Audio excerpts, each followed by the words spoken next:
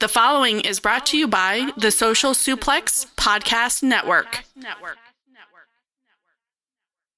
G'day world, this is the Sniper of the Skies, Robbie Eagles, and you are listening to Keepin It Strong Style. Yo, this is Rich Latta from One Nation Radio. This is brought to you by the Social Suplex Podcast Network. We present to you the Ace of Podcasts, Keepin It Strong Style. Let's go. It's the Ace of Podcasts, Keepin It Strong Style. Covering New Japan, they ready to hold it down. Jeremy Donovan and the young boy Josh. Come and hit a job out and bury all the frauds. From the Tokyo Dome over to the G1. Social Suplex is the network where we can get it done. I'ma chill and let them have it, cause this is just an intro. Keeping the strong style, 6 stars from the get-go, boy. Yeah, from Tampa Bay to the Tokyo Dome, this is Keeping It Strong Style with your hosts, Jeremy Donovan and the young boy Joshua Smith. And thank you for listening. Welcome to Keeping It Strong Style, the Ace of Podcasts on the Social Suplex Podcast Network. Jeremy Donovan here with the young boy Josh Smith and Chris Samsa. On today's show, we will preview Wrestle Kingdom 18 and cover all latest news in the world of New Japan Pro Wrestling. Please support our show by subscribing and following the Social Suplex Podcast Network or Keeping It Strong Style on the podcast app of your choice and leaving a rating and review. You can also get all the network's podcasts over at socialsuplex.com. Check out our Pro Wrestling Tees store, prowrestlingtees.com/socialsuplex. That's where you can get your official Keeping It Strong Style t-shirt. If you enjoy this podcast, please consider making a one-time or monthly donation by visiting socialsuplex.com/donate and click on the donate button under the Keeping It Strong Style logo. Guys, it is Wrestle Kingdom season, baby. We're almost there, just a few short days away from the biggest show of the year. We made it. We're going to get there. We're going to make it to the next Wrestle Kingdom again.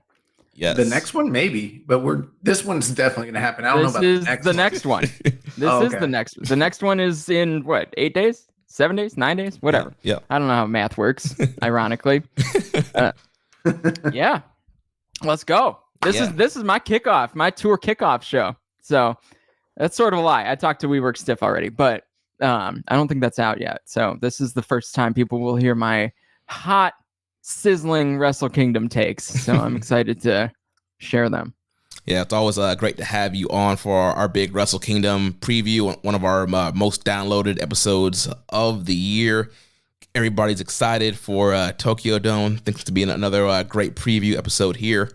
Before we jump into stuff, though, just a few plugs we got to do. So last week, we did interview the current strong openweight tag team champions, El Phantasmo and Hikuleo. So that interview is separate on both the Keepin It Strong Style feed and the Social Suplex Network feed. So check out that interview. Also, last week, our Christmas special, the FOH Draft. It's a collaboration between me, Josh, and Rich and James from One Nation Radio. That went up on our PayHip store, payhip.com/socialsuplex. In less than 24 hours, we smashed the donation record from last year. So shout out to everybody who donated and said has been enjoying this year's FOH Draft. So appreciate the love there.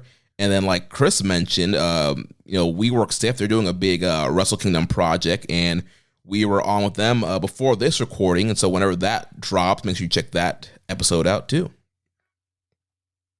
So now that the plugs are out of the way, let's talk about some New Japan Pro Wrestling.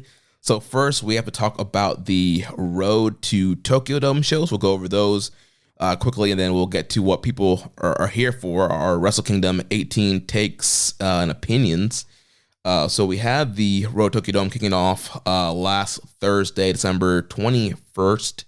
And so show opened up. We had Mask Bolton and Mask Horse defeating Tiger Mask and Toriano, 4 minutes and 21 seconds. This is obviously the annual return of Mask Horse, the man who was abandoned by his family, raised by horses, and abandoned by the horses, and then raised by wrestlers, and has seemed to found a compadre there in Mask Bolton. Felt like Fantasticmania came early. A lot of masks in this match. You know what I'm saying? Yeah. Such a tragic story, really. I mean, it's just, I mean, you love to hear that the wrestlers were kind enough to bring him in. You know, I mean, what else more is there to say? Yeah, they should make a movie about the life of Masked Horse. It would be incredible. That Master Bolton guy though, New Japan should look into him. He was looking pretty buff and very, very you know, he's tossing guys around. He's very strong. Yeah.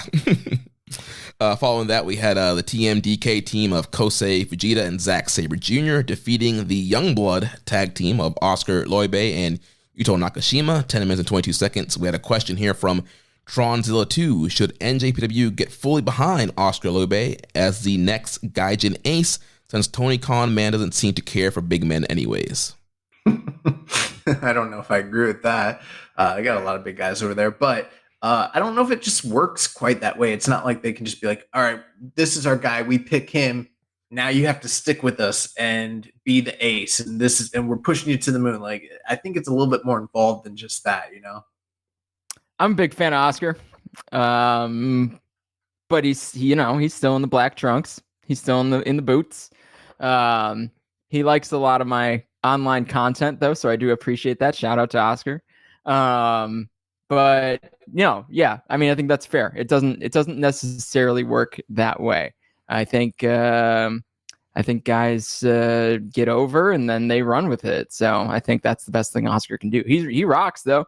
I think he's got something different for New Japan, and he's got something that I think like New Japan really enjoys too. Like the crowd and the fan base over there really enjoys kind of the big white dudes that like, tower over everyone. And it's a certain style that's always worked there. So I'm looking forward to, kind of keeping up with the rest of his career. I think he's got a really good, he picked the right place to go if he wants to, kind of have a long-term run with this thing. So, and I think it's catching on. Yeah, I put a lot of my young lion stock in Oscar. I think the guy is great, but it's the young lion phase right now. There's been a lot of young lions that you see them and you're like, oh, they're gonna be great, and then they either quit or they get hurt or stuff happens. So hopefully he has a healthy rest of his career, keeps the motivation, gets a great excursion, and then comes back and can be hitting the ground running from there. But as of right now, yeah, I think he's awesome, and he potentially could be a big player once he comes back from excursion. What exchange does your young lion stock trade on? The same one as the Ric Flair Woo coin. Next matchup, we had Callum Newman, Francisco Akira, and TJP defeating the Bullet Club War Dogs team of Clark Connors, Drilla Maloney, and Gato. And prior to this match, the champions, they did roll out a casket and talked about Catch 2-2 not wanting to stay dead, and they're going to have to put these guys in the ground. And so post-match, TJP challenged them to a coffin casket match for the previous night, which originally were supposed to get 2 preview singles, and they ended up doing the tag team coffin match. We were supposed to get the Heyman special. That's how that was going to go. We called it on the show last week. We're like, oh, yeah, we're going to get the Heyman special. First match will happen, and then the other guys will run out, and we'll get the next match. And yeah, which is one of my favorite tropes in wrestling. I feel it's so underused. Yeah, I don't know. I can't support this, truthfully. What do you say? What do you say about, I think that there's something going on with TJP. Some sort of, I think it'll pay off. There's got to be a reason they did this casket. This couldn't have just been random, right? So, but yeah, I mean, it was sort of alarming that you're like, wait, what in the world is happening right now? And then, they rebooked the match for the next night, which was also sort of alarming. It's just such a strange thing for New Japan to do. Yeah, this particular match was fine. It was mostly centered around building the next day and figuring that whole thing out. But yeah, I think something's happening. There's got to be a reason, right? I hate to be that guy that's like, let it play out, but I guess that's where I'm at. Yeah, they made liars out of this podcast. We said we were getting the Heyman special, didn't happen. I disagree, Chris. You said that's an underutilized tactic, but it's not in New Japan. We get it like 2 times a year. Yeah, but that's like still not enough for road 2 shows. But here's the thing: like, I love splitting tag teams and we lost you there for a second. You said you love splitting tag teams. Yeah, so I love when they split up the tag teams and do the singles matches, because it's sort of the opposite of a preview tag. And I think, and we're always talking about preview tags, and preview tags are always getting kind of thrown under the bus as this like meaningless thing. They're not, but I love the opposite, when you split the teams up, do the singles, and then get the tag team back together for the big match. So I was really looking forward to that. So I was upset. Remember when Jericho back in the day would go to Eric Bischoff and be like, I want to do this thing. Can you just give me like 15 minutes or whatever? Or like a few minutes before a match, got there and just do it. And Bischoff's like, yeah, as long as you don't go over time, just go do it. I feel like that's what's happening here. Like, Gato doesn't give a fuck about what's going on with the junior tag teams. Like, we want to do a coffin match tomorrow. Like, is it okay? And he's like, yeah, as long as you guys don't go over time, just fucking whatever. It doesn't matter. But the junior tag division should be Gato's like favorite. Yeah, but if he lets them do this, they'll have so much more room for activities. So just whatever, just go do it. Like, don't bother me. I do have some reasoning, I think, at least to why they potentially kind of did this angle matchup, but it will spoil my prediction. So I'll touch on that when we'll get to that. Yeah. So following that, we had the House of Torture team of Evil, Ren Narita, and Sho defeating Master Wato, Shota Umino, and Tomioka Hanma. 8 minutes and 35 seconds. We got the debut of Ren Narita's new music, his new gear, the Empire Strikes Back cloak, Emperor cloak thing. So yeah, what do you guys think about Narita's new look, new music? He stole it from what was Pac's name before he was Pac? Adrian Neville? Yeah. Neville? No, yeah. Neville just had a cape. Had a cape. He never had the hood. Are you so sure about that? I feel like he had a hood at one point. I just remember the purple cape. Maybe he did have a hood. I don't remember. Nothing about that period of that man's career would surprise me. So there could certainly have been a hood. I thought his theme was a banger. As are all the House of Torture themes. Mm-hmm. I'm just gonna put that out there. The look, I mean, these things evolve. Yeah. So assuming this thing, I don't think it necessarily like came together quickly, but I think the look is gonna come with time. It could have been way worse. They got tracksuits though. I don't know if you saw that. House of Torture tracksuit. If you want one, it's available. No, I didn't see that. No. Well, we know you have an affinity for tracksuits, Chris. Hey, they just show up in the mail. I can't. I can't speak to where my tracksuits come from, but well, whoever's sending you those tracksuits, give them mine and Jeremy's address, because I do always worry that someone's going to do a gag and send me like a House of Torture tracksuit. So, and you know what? I'd have to wear it. Then I'd have to wear it for a whole year.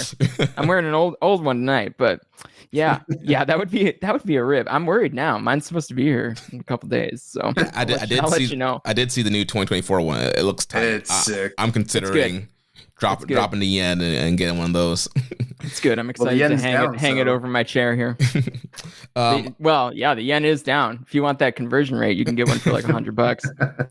I did like at least Narita being out of the fully black trunks. I feel like that there was no separation between young line Narita and like quote unquote main roster graduated Narita. So at least there's some kind of design on the tights. The cape, jacket, hood thing, whatever. I think it's fine. I think it kind of works for what he's doing right now. But like we said, those things change and evolve.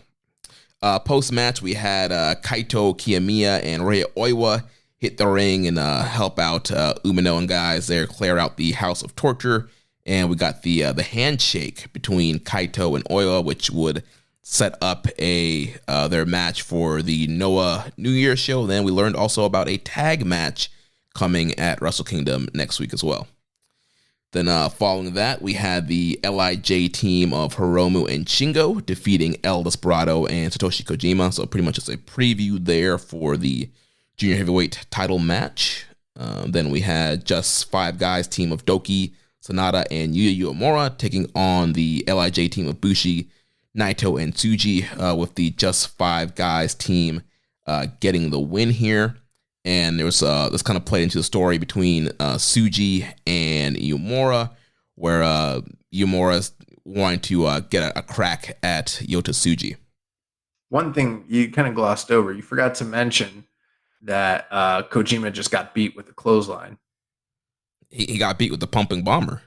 Yeah, he lost to a clothesline. The alternate finish. Just throwing it out there. Well, I just noticed how you glossed over that. You just skipped real fast over that. Kojima, this man's been touring. He was probably jet lag. He was doing the big, MLW. Facing off again. And I'm sure you saw the abs in the concurso. Yeah, I mean this guy he's had a very busy. He was weight drained. Yeah, busy December. Right. Yeah. Did you see all that bread he had to eat that was thrown in the MLW ring? He had to eat all that bread. He had to eat all the bread. He had to travel back to Japan. That was the coolest thing that's ever happened in MLW. I think that, well, maybe not. Maybe I don't know. It's up there. The bread throwing, kind of like the chairs at ECW, it had the same vibe. It really had that same energy. Yeah. I'm just ready for 2024 for Kojima to once again become MLW champion. All right. So moving on. So after that, we had the KOPW Provisional 2023 title match, the Whiskey Bottle Ladder match. Taichi defeated Yoshinobu Kanemaru in 25 minutes and 24 seconds to become the official 2023 KOPW champion. I know there's a lot of unpacking you guys want to do for this match, but one thing I just want to say, it makes no fucking sense. So they clarified the rules at the beginning of the match. Whoever is the one to pull the Suntory whiskey bottle down, they're the only one. They're the only ones supposedly allowed to use it. Otherwise, it's illegal. But it's a ladder match where there's no DQ. You can use anything as a weapon and there's no DQ. So why is there a stipulation where you can't use the bottle, but you can use the ladder and you can use there's no countouts, there's no DQs. How does that make any sort of fucking sense whatsoever?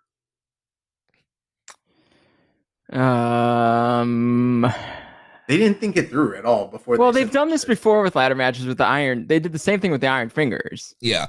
I think WCW, like that's the bit when you do the ladder matches in New Japan with like a weird thing, is that like you're supposed to only be the only one that can use it, but it obviously never plays out that way. It should just be you're the first one able to use it. Like why?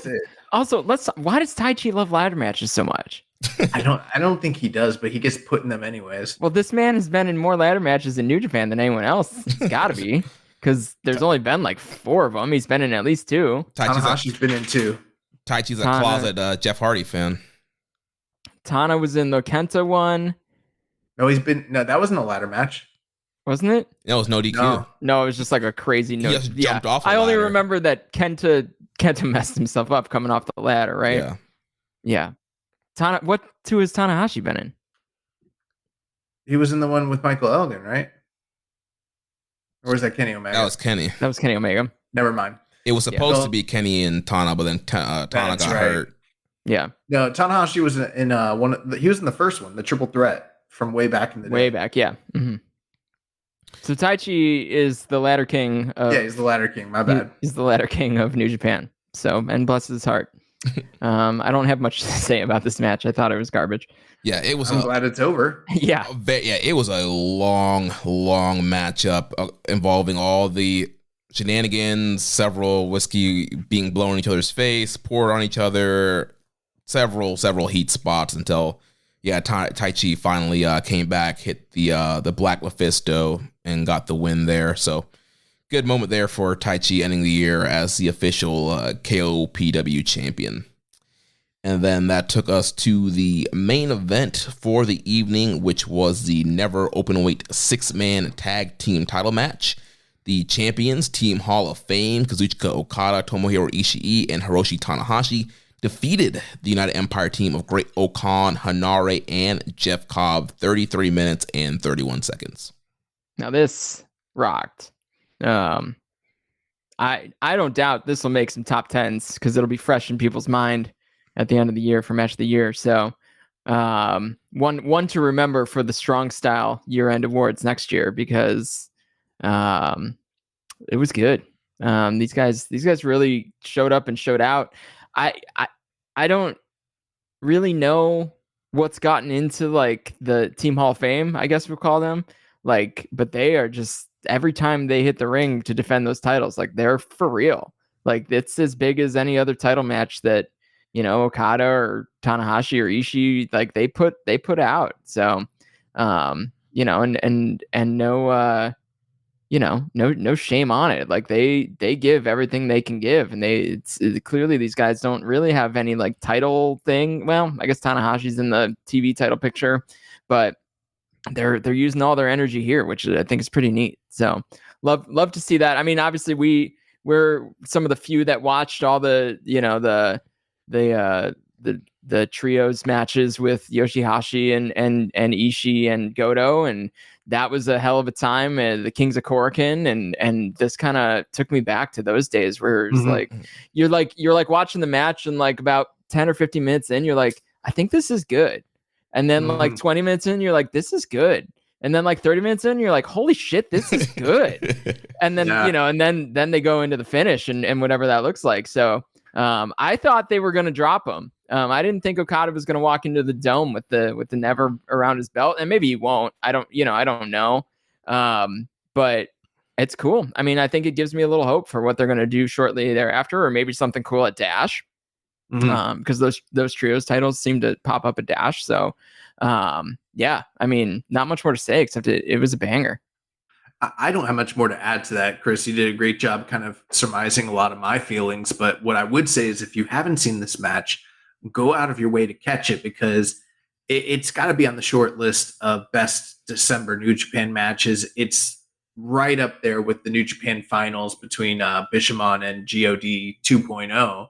Maybe it's better. And for a trio of guys that have had just an incredible run of title defenses, for this final one of the year to be as good, if not maybe even the best that they've done, including that, you know, very heralded one at Dominion with Blackpool Combat Club. Like, this was incredible. And I too thought they were going to drop it.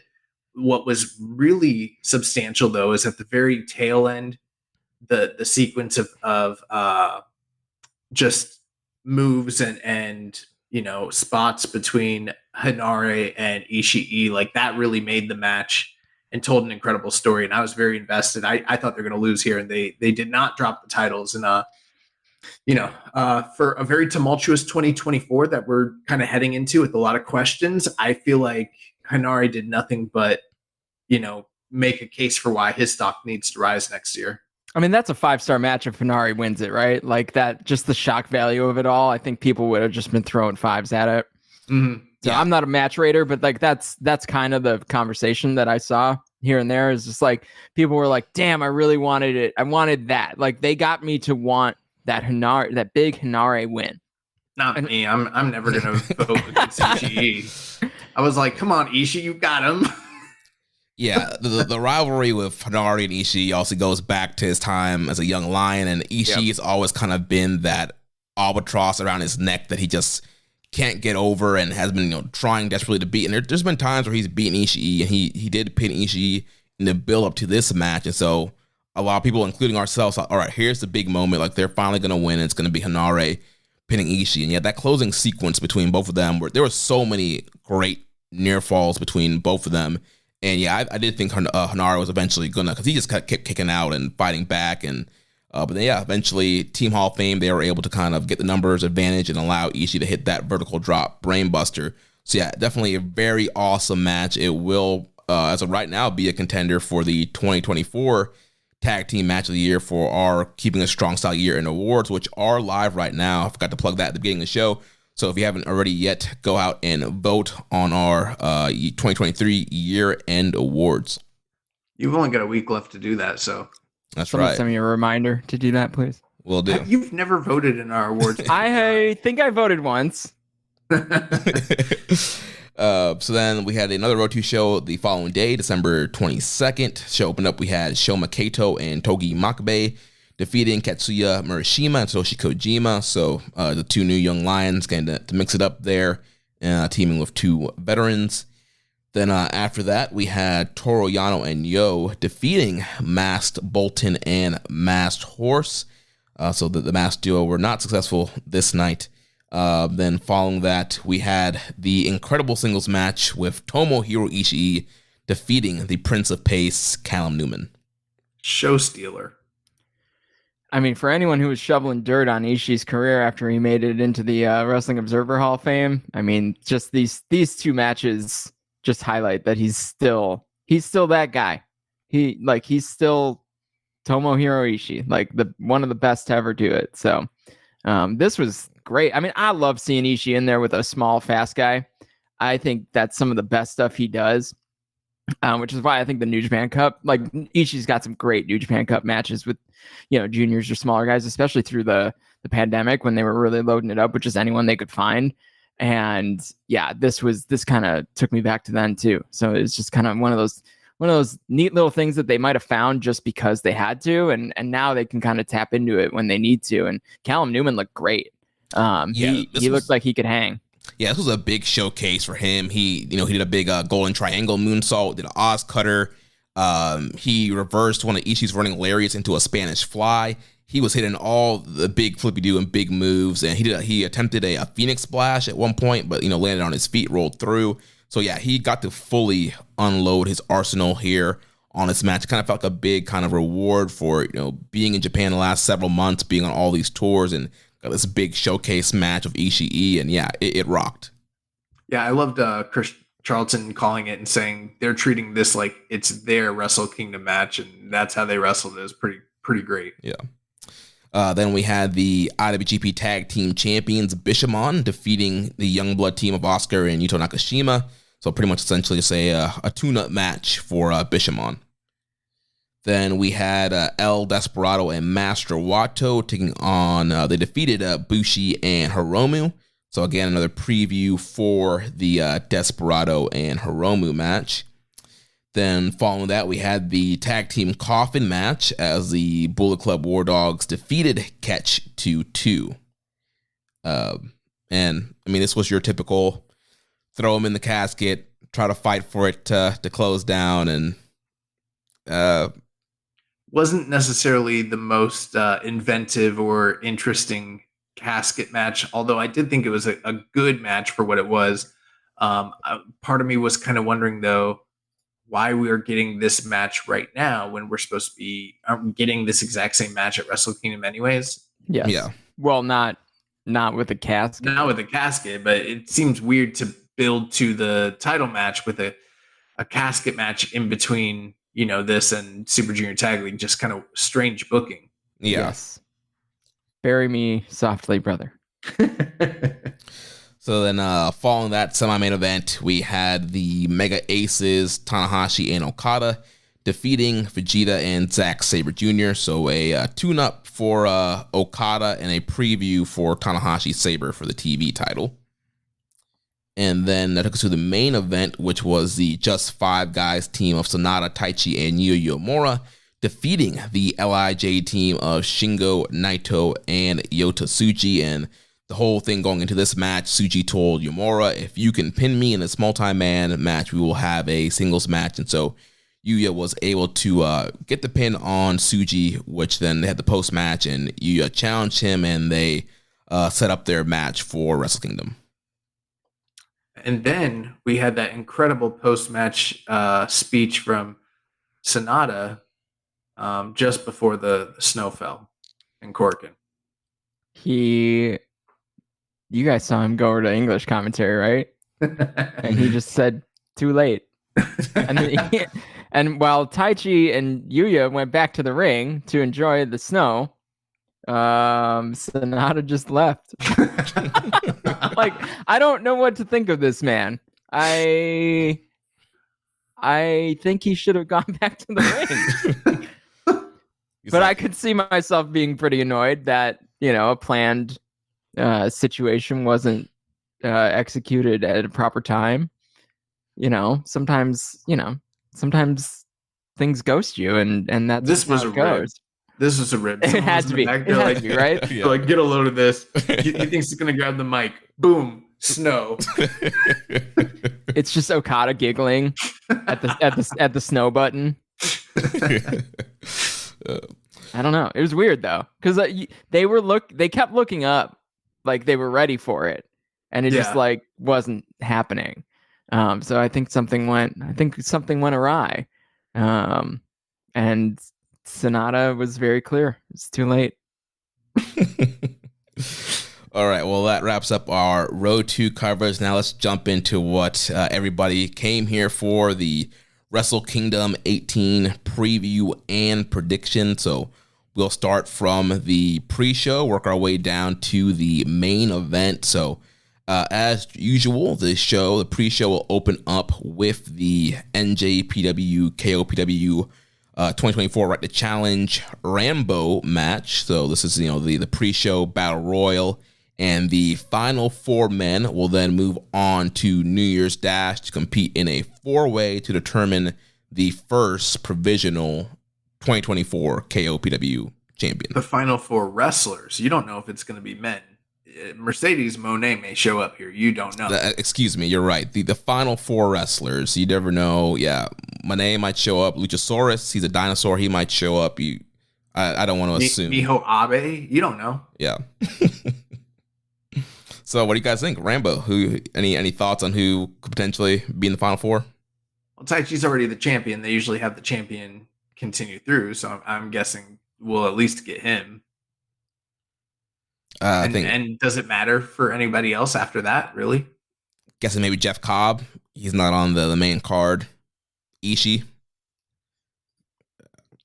We'll get your usual Rambo guys. And, well, I mean, yeah, anyone who's not on the card that's been in Japan recently is probably in the Rambo. You'll get your Toru Yano. You'll get your Taichi. I do love a Rambo. I like when they go quickly, though.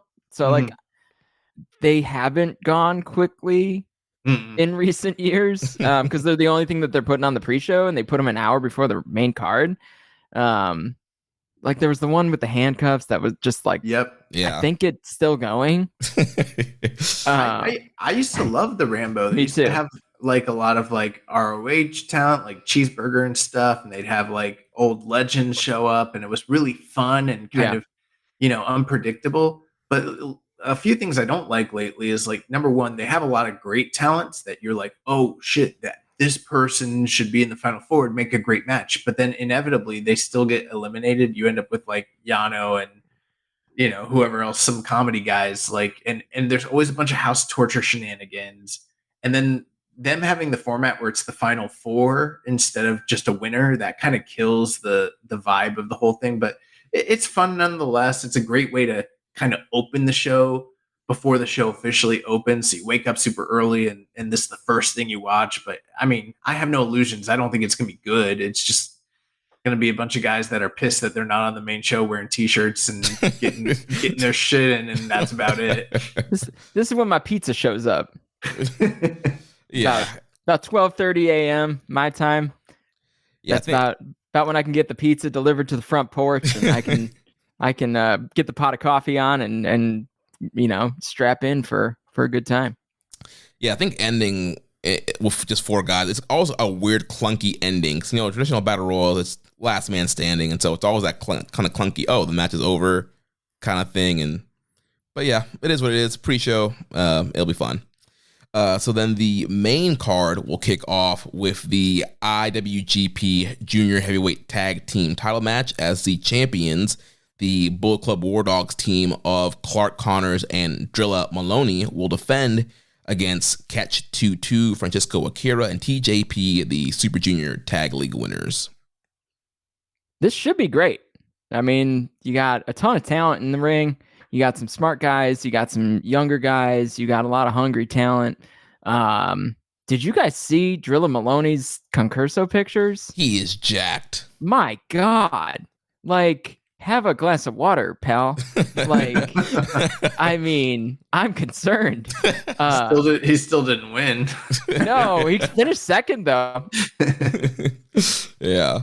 Yeah, he was, definitely looking really shredded out there in those Concorso pictures.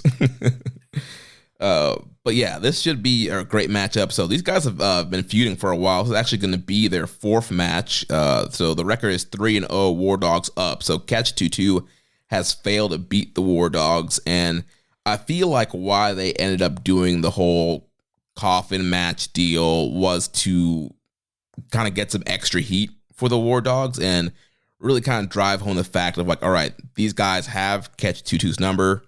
They've never been able to beat them. Now they literally put them in a coffin, like get all this heat. And then I think they're trying to get a nice like baby face reaction for Catch 22 winning. And I'm guessing TJP, since he's the one that got put in the casket, he will get the pinfall and it'll be kind of a big babyface moment for them. They'll get the big win and be champions. Well, TJP for a while in the backstage has been talking about like a rebirth and death and thematic sort of thing going on. And then after he was the one that took the loss by going in the coffin, he's gone dark on all his social media and stuff. So, typically in a more classical Western sort of branded wrestling company, you would expect this to lead to like a major character shift and totally different story direction. And I think that's what they're sort of alluding to. But knowing New Japan's track record, it'll probably just be his excuse to have like a new presentation for Wrestle Kingdom, and then it won't lead anywhere. And then they'll just kind of continue on and ignore that it ever happened moving forward. But he'll probably break out a United Empire design suicide suit. Yeah, I did think about that. Like I saw people kind of speculating maybe it'll be a suicide-esque themed attire or something like that. But another thing too is the entire fate and future of United Empire is very much in question moving forward. So if I'm those guys and I'm part of that group, I might be potentially trying to find an angle for myself post Will Ospreay world, and maybe that has something to do with this. But aside from the speculation of the story, these two teams, like you mentioned, Catch 22's never won, and I feel like this is their chance to get the big win and kind of redeem themselves. And the match should be an incredible opener, because anytime you put four guys this talented in that junior spot to open a dome show, they usually go balls to the wall for about 15 minutes. That's what I'm expecting here. I think it's going to be a great opener, and I think people will, maybe not even give it its just due when it's all said and done, but this will be an incredible kickoff to the show. And I'm expecting Catch 22 to finally get that big W. Yeah, that's kind of what they've got to do, right? And remember that one from last year, the bloody Leo Rush match. That was a banger. So, that's what you do. You put these guys out there and they get the energy up, and that's the beginning of the show. I'm looking forward to it. I'm a little concerned with this whole casket thing and TJP and all that stuff, but just that it's going to be something campy. But the match should be good. Like, there's no reason to believe that this match won't be, really great. Yeah. And it sounds like we're all kind of on the same page here with Catch 22 winning and regaining the championships. So then from there, we'll have the NJPW World Television title match. A champion, Zack Sabre Jr., will defend against our president, the ace, Hiroshi Tanahashi. Are we going to talk about that? I had it in the news section. Feels big. Yeah. But it can wait. It can wait. Yeah. Interesting card placement for this one, I think. Just with the star power, right? You got Zack, pretty big star in the company. Tanahashi, obviously, the ace, the man, the guy, like everyone loves him. I think the stakes are, they are what they are. The TV title has been just Zack's title. So we don't really know exactly. I mean, obviously we know what they told us a year-ish ago when they launched the title, that this was going to be a title for the young guys and this was going to be a title for faster matches. And it has been really interesting with Zack holding it, and he's had an incredible run, tons of wins. He's got the most singles wins for New Japan this year. Plus, and then you've got to add in AEW and ROH and Rev Pro and everywhere else he's gone. And honestly, everywhere else he's gone and defended the title. So he's had an incredible run. I wanted there to be, some sort of culmination at Wrestle Kingdom. I don't know that I want there to be a culmination with Tanahashi, though. I think that just what I hoped this title would be and what they told us it would be, it it hasn't necessarily not been that, but it hasn't necessarily been that, if that makes any sense. So, and I just am not sure that Tanahashi's the guy to end this cool reign from Zack. So hopeful that it leads somewhere. Maybe Tanahashi's a transitional champion and Zack is losing up, which is a thing that happens at Wrestle Kingdom. If you've never watched Wrestle Kingdom, pay attention to the champions that lose their matches, because they might be the champion that is going after the big belt at the end of the show. It's a pretty common thread in New Japan, is to lose up that way. So keep an eye on some of those undercard guys that are walking in with a championship. So yeah, I mean, we've all seen this match. We've seen it 11 times. It's gonna be good. It's just a matter of how good and kind of how much energy is in the room. Because Zack's been tremendous. Tanahashi can still tap into what he needs to, but I'm curious what the booking sense of this is. Like, where is it going? Yeah. Full disclosure, I had to step away to feed my dog, so I didn't hear everything that you guys had said. But this is a match that I personally am very interested in, and maybe I wasn't so much so prior to a few days ago. But with Hiroshi Tanahashi being named the new president of New Japan Pro Wrestling, that makes me wonder what they're going to do as far as like title implications are concerned, because prior to that announcement, I wasn't so excited for this match necessarily. Like Chris said, we've seen it 11 times before and it will be good, but I was a little, played out on this particular matchup. Plus, I just thought Tanahashi was going to win the belt, which didn't make a lot of sense to me considering the fact that this title was touted to be for the young guys. Now, everything's kind of flipped, because it's like, this might very well, given his new appointment, who knows what the future holds for Tanahashi. He's saying right now he's going to continue to wrestle and all that, but like, what if this is the last major singles title spot we see for him in the Tokyo Dome because of his new role and his new duties? And they're not going to be able to shy away from the fact that he is the president, because they made it very public. They did all these press conferences. And that's also going to be interesting to see how they handle that in the kayfabe of everything. I kind of feel like maybe, yes, Zack could lose and fail up, like you mentioned, Chris, but I kind of get the vibe that maybe he needs to hold on to the title now. Maybe it's not the best idea or the best optics to put the title on your new president at this stage of the game. I don't know. But it's going to be interesting nonetheless. And I feel like this is going to sort of be like a bit of closure for this particularly long-standing feud between these two guys. And the first time we've ever seen them wrestle in the Dome against one another. It's going to be very interesting no matter what happens.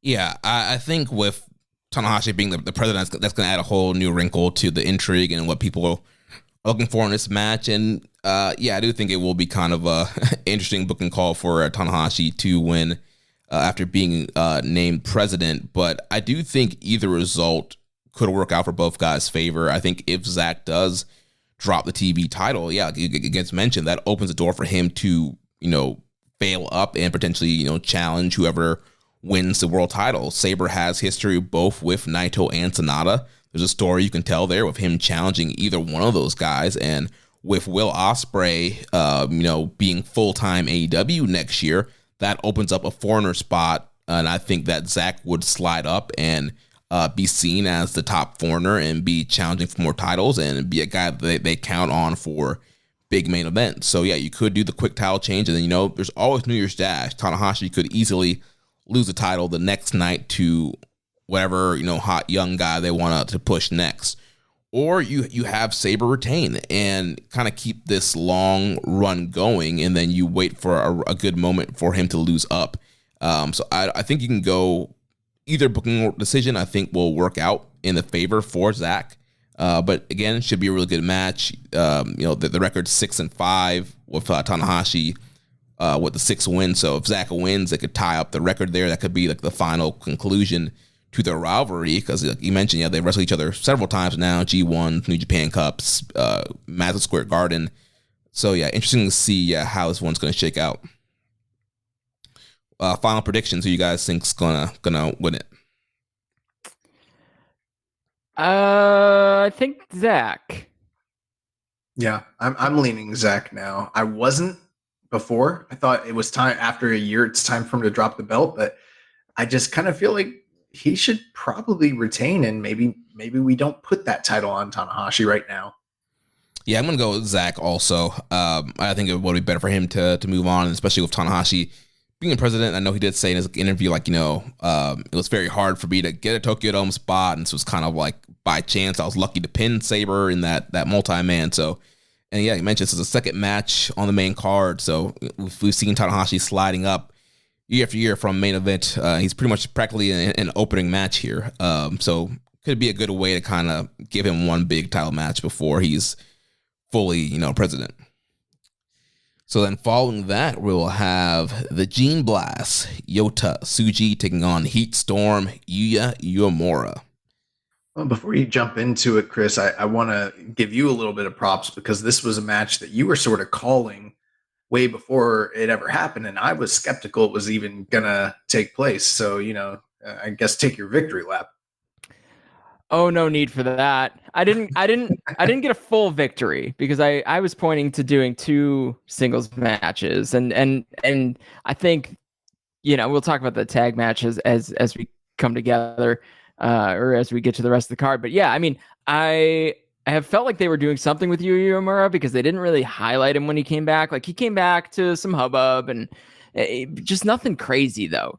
And not like the Tsuji comeback. He kind of just softly entered. He joined Just Five Guys. He hasn't really done anything super special with them. He's just kind of there.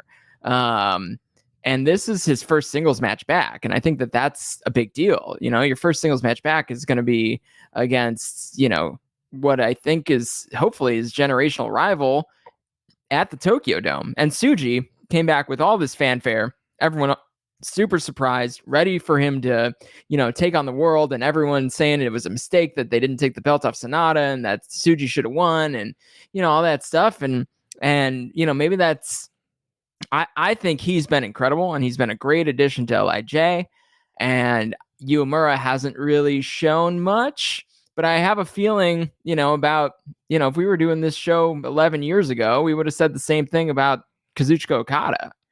So, I think that the parallel there still exists, even though they didn't go directly to it. But, you all remember that year, and where things went. So I'm not calling that. I don't think that they're bold enough to do that again. Mm-hmm. And it's almost too obvious. And I do think they like to stay away from those types of things that are just too obvious. But there's something there. There's something happening with Uemura, and I think they already know what they've gotten Tsuji. And those are I think those, those two have really, Tsuji especially. I mean, he's the guy that people put at the cream, at the top of the mountain right now, with those 4 kind of younger guys that were kind of developed within New Japan. And like I said, Uemura hasn't had that chance. I mean, we remember better than anyone, in LA when that dude got that pin, like we were school children. I mean, together, all of us. And that was, I'll never forget that moment. And I hope that I get to remember that moment in 15 or 20 years when this dude's had like an incredible run. And like we're doing, episode, 4,000 of Keepin It Strong Style and talking about, Uemura's first pin as a young lion outside of Japan. But there's something there. There's something going on. There's a reason that this match is on the card. I'm curious to see what it is. I'm curious to see if Tsuji just steamrolls him too. Because there's that chance too. Because I don't think Tsuji's quite Yoshihashi of 2012. I think he's got a little more stature to him already. Yeah, Tsuji and Uemura, this is a very, very interesting match, because there have been allusions to, like you even made a few references there, Chris, to situations where people have come back from excursions over the years and how they've debuted them, how they feuded them, stuff like that.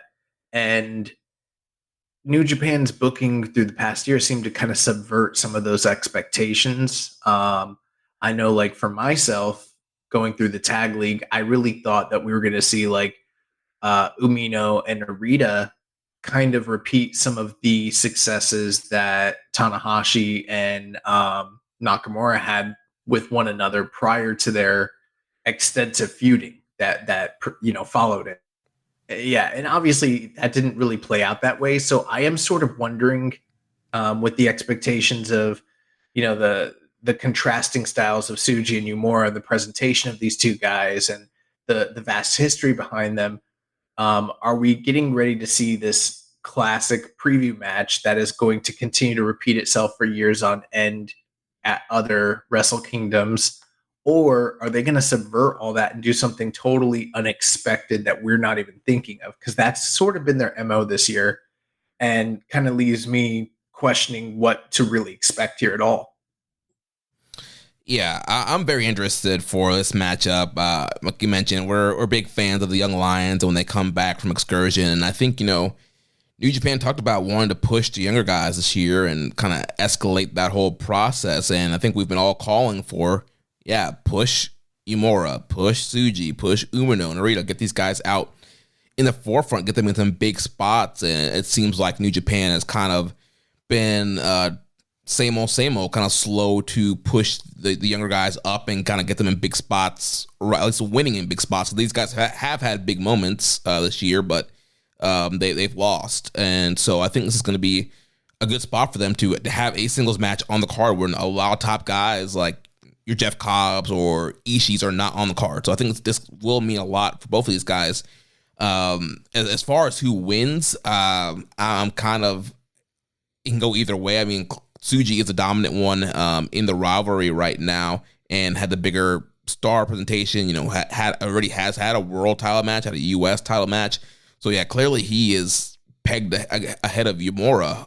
Or do you have Yuya win, kind of get that big moment and catapult him into whatever they're going to plan for him next year? So I think the booking of this is going to be very interesting, but I'm going to go with the Gene Blast for right now and have Tsuji kind of get his first big Tokyo Dome win. Well, before we get to the predictions, we did have a question here. Yeah, MJSPR says, big singles match for Tsuji and Yuya. How long do you think they'll get? Do you think it's interesting that Yuya's first big match is against a peer rather than a more established player? I think you're seeing the beginning of something. And I've been saying that for a year now. I wish we were moving into the next phase already, but things move at the pace that they move at in New Japan. Like it is what it is. I think we're going to see, I've got dreams of these guys, moving into title pictures, and everyone, all four of these guys, or five, I guess, if you want to include Kaito Kiyomiya, all four of these guys walking into the Dome next year with a belt over their shoulder, right? Different divisions, different places, all, young versus old, whatever you want to do, right? Or they have established who their generational rival is, and they're just going to keep going back to that. And that's okay too, right? If it's Umino and Narita, that's cool. Maybe next year's their year to have a big singles match. Maybe there's a belt on the line. Maybe it's that TV title. Maybe, maybe Yumura and Tsuji are both in the tag division. Maybe one of them's in a team that's got a title, or maybe they're just fighting again, or maybe they got the rocket strap. Maybe one of them's walking in with the title or with a G1 win.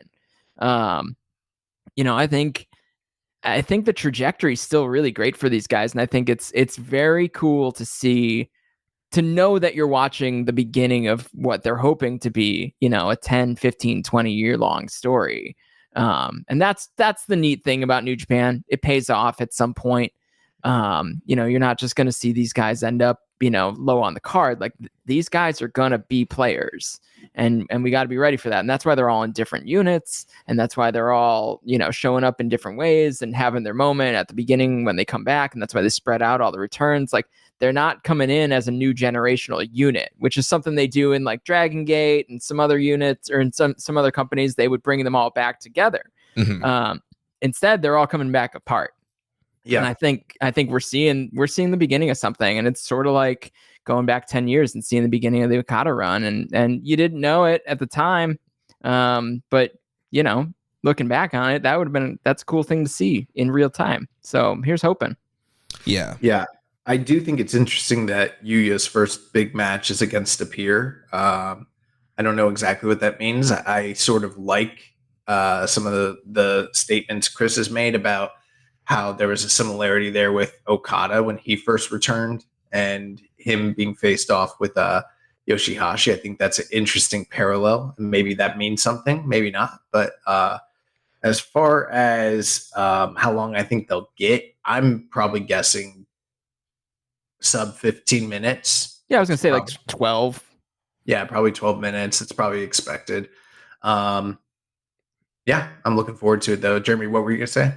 Yeah, so this match, it does have a 30-minute time limit. And we do know that the history between these guys with draws. They have, I believe, 10 draws in their career. Is there any chance they give these guys 30 and they do a 30-minute time limit draw? I'd be surprised. I'm shocked that they made it a 30-minute time limit. Because you want that to be at play, obviously. Mm-hmm. I mean, I guess, I don't know, let's time the show. I mean, the TV title match is not going to be long. The junior tag match is not going to be long. Mm-hmm. So like everything ahead of them is short. I mean, we could be half hour, 40 minutes into this show when this match hits the ring. Mm-hmm. They could get 20. Depending on what they want to do with the rest of the card. I'd be shocked if they got 30 though. Absolutely. Yeah. Especially after the G1 was 20-minute time limits. Like why? I feel like that's a little bit of a miss to not throw the G1 20-minute time limit, or I don't know, the TV title style 15-minute time limit on it. Just a little bit more than they ever got as the Young Lions. Just give them a little bit more, right? 30 minutes is a classic special singles match time limit. That's what I was going to say. Yeah. I doubt they're going to do that, but I just want to throw it out there. I mean, it could be at play with the history of draws in their Young Lions stage, but yeah, with it being 30 minutes, I doubt that they'll get the full 30. I expect that more like 12 to 15 minute range. I've got Tsuji, although I wouldn't be surprised if Uemura won. I'm just picking him because I feel like the story of Tsuji being this insurmountable goal that he's continuously chasing after is a classic New Japan sort of booking pattern. Whereas like if Uemura wins, I guess they could flip-flop their stations. But right now, like you mentioned, Jeremy, Tsuji's already established. So I feel like that's probably what they'll do. Yeah. So let's move on to the next matchup. We have Wait, Chris didn't say who he thought was cool. Oh, I thought he did. My bad. I think Yuya wins. Okay. I just think it's surprising. I think contrarian. Yeah, I mean, I don't feel strongly about that by any means, right. But I think he wins because I think there's something going on there. But I think what this tells me, like kind of in the background, is that the company already trusts Tsuji. Mm-hmm. Right, to go out there and to some extent Uemura, right? Like they see what they've got. He was on Excursion forever. He had a ton of matches. Like he is, a star in the making. Like, but to put a guy out there for their first, big singles match, you want someone out there that can deliver. And Tsuji's already that guy. Not in a way of being like he's never going to win anything. He's always just going to be a good hand. It's not that, right? We're not talking about, I guess, Ishii here. Like he's still got that trajectory, but I think it just means that he showed up, ready to go and he's willing to get out there. Tsuji has this inherent confidence that just seems so like legitimate and real. So I guess, here's hoping. They have like 19 draws, actually, I think is what I'm looking at. That's what I'm like, as I'm talking, I'm like trying to get this thing to run. 19 or 20. Actually, nobody remembers that. 2022, according to NJPW 1972. Well then. Not sure where they got their numbers from. I guess I'll have to check my brain. All right, so next matchup, we got a special tag team match. We'll have the team of Kaito Kiyomiya and Shota Umino taking on the House of Torture team of Evil and Ren Narita. Sold out Ren Narita. This man was definitely watching, 1996, 1997 WCW at this point. Oh yeah. Since Chris is eating food, I will I'll jump in. I got a lot going on, man. I gotta, I'm on like 9 podcasts this week. Like, sorry, I'm muted, and I'm gonna put my wife over right now. She made a beef tenderloin last night. Oh my God. It's just as good. It might be better the next day. Oh my God, that sounds so good. Yeah, I don't blame you're jealous. It's okay. Yeah, no. So the thing with Umino and Kiyomiya, and I haven't been paying super close attention to this, but House of Torture, they've been feuding with Kiyomiya as well as Oiwa, and then they arrived recently at Noah, jumped those guys, and there's been allusions to a tag team match that's down the line. January 2nd, the big show for Noah. Kiyomiya and Oiwa needed a tag team partner. Turns out it's going to be Shota Umino. And then the exchange was, in return for that, Kiyomiya is going to team with Umino to take on Narita and Evil at the Tokyo Dome. So this kind of fills out nicely, given the recent history between Umino and Narita. We kind of knew that was leading somewhere. It's leading here. I think a lot of people wanted that to sort of be a singles match, but unfortunately it's a tag team match. But I do think it's great that they're getting Kiyomiya on the card as well. One thing, I don't know where I saw this, so I don't want to not credit people that need to be credited. I actually think it might have been someone asking us a question here on this show, but they said something to the effect of that there was a communication breakdown between New Japan management and New Japan booking. So, like, for instance, the whole thing with like the Reiwa Musketeers, that maybe that was like an initiative from management and wasn't so much something that Gato was pushing for or even knew about. I don't know if that's the case, but it could be, if it's plausible and if that's true. I think that'd be an interesting point as to why the Reiwa Musketeers weren't as big of a deal during and after the G1 as people maybe sort of expected them to be. And now we're starting to see like the next stage of that. A lot of people were wondering where they were going to be utilized on this show, and here they all are. And it's a good first step for them. As far as like Kiyomiya is concerned, though, a lot of people have been critical of his use both in New Japan as well as in Noah and his home promotion. And with this new coalition of Japanese companies working together, and Kiyomiya clearly being the one guy from Noah that has been given a lot of opportunity in New Japan, I'm wondering if that speaks to the potential. I know a lot of people are wondering if maybe he'll jump ship and come to New Japan. I'm wondering if this is a way for them to boost him in his home promotion, because he's getting, featured more and more in New Japan, that it shows that he's the one guy they see as a star, and maybe Noah should in turn push him off the backbone of his utilization in New Japan. I don't know. But there are a lot of people out there wondering if this is the first step to him actually leaving that company, given the fact that they haven't really necessarily utilized him to the best of his abilities in recent times. I don't know.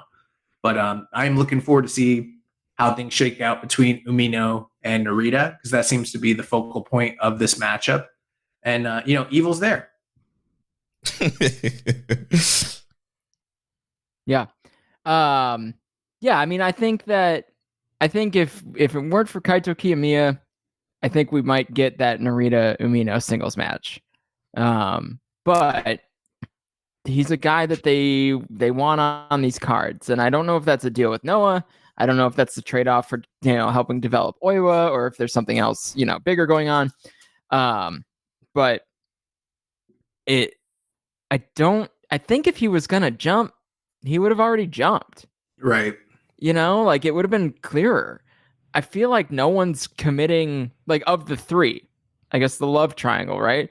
No one's committing. Like, Kaito, he wants to keep his doors open with New Japan, and he's got, a good thing going over at Noah, and he's the Dragon Gate Twin Gate champion now. Like, he was at the Dragon Gate show. So he's kind of everywhere. So it's weird. I don't have a read on Kiyomiya. I think he's good. I just don't think he's worth all the I don't think he's worth all the hype yet. Maybe that's because no one is committing to him, and he's not committing to anybody. So it's almost like he's just putting the feelers out there. So, I think the match will progress the character of Narita, and hopefully we'll get some fire out of Umino. And Kiyomiya to me is just a dude right now. Like, I need him to stick somewhere, and then we can kind of see what he's got. Yeah, these talking points all play into a question we got from Rambo and Slam Pig, saying, is Kaito getting a tag match at Wrestle Kingdom after doing World Tag League in G1 this year, an indication that he's likely to join the promotion full-time in 2024, or just another one-off? And yeah, it's very hard to tell, and like, I don't know what the Noah contract cycle is like. For New Japan, it seems like end of January is when most contracts are due. That's when people are jumping. And so, yeah, I don't know like what his Noah deal is, how long his Noah deal is. So maybe there is I'm planning to jump when my contract is up, and that's kind of what this is. But I feel like it's more maybe a thing to push the whole, United Pro Wrestling, whatever the new name of the coalition is, kind of push that and be like, all right, Kaito is like the one young guy that we're going to kind of use in between our coalition. Yeah, he's going to go to Dragon Gate, he's going to go to New Japan, he's going to be bouncing around and kind of be like the quote-unquote flag bearer of what this whole union is all about. And to me, that's what it seems like, because if it was a thing to like court him to join New Japan, they haven't been doing a good job of it. Like, didn't make it to the G1 finals, the World Tag League finals. He hasn't had any big wins in New Japan yet. It's like, if you want to court this man, watch how Tony Khan does it. Yeah, I was just going to say that. Put somebody in a big stadium in their hometown and have them beat one of your top stars. That's so clearly not what's happening. Right, that's what I'm saying. No, that's what he's saying. Yeah. Okay. Yeah, I'm saying if they were going to court him, it'd be like, all right, Kaito comes in, he's going to win the U.S. title, he's going to go semifinal the G1 block, he's going to be doing all this stuff and getting all these big wins. And so I think that's not happening. I think what is happening is just this whole coalition thing, New Japan and Noah working together, and just kind of highlighting Kaito without making him a major part of their booking. Part of me did wonder, though, if maybe some of that was like, he's from Noah, we're going to put him in his place, see if he plays ball, humble him, yada yada. But we still kind of want him, and maybe down the line we'll take him. I don't know. It never felt like that to me. Right. I'm just speculating. I don't think anyone has a damn clue what's going on with this dude. Yeah, it's weird. It's super weird. As far as the match goes, I guess to jump into predictions, I kind of feel like I know that Kiyomiya and Umino are both like these young stars, and it's like sort of a dream team. But I kind of get the feeling that maybe House of Torture, especially with Ren just now turning, they might find a way to win and kind of continue the Umino Narita stuff afterwards. I mean, I think it's sort of it's going to depend who wins the match at the Noah show the couple days before.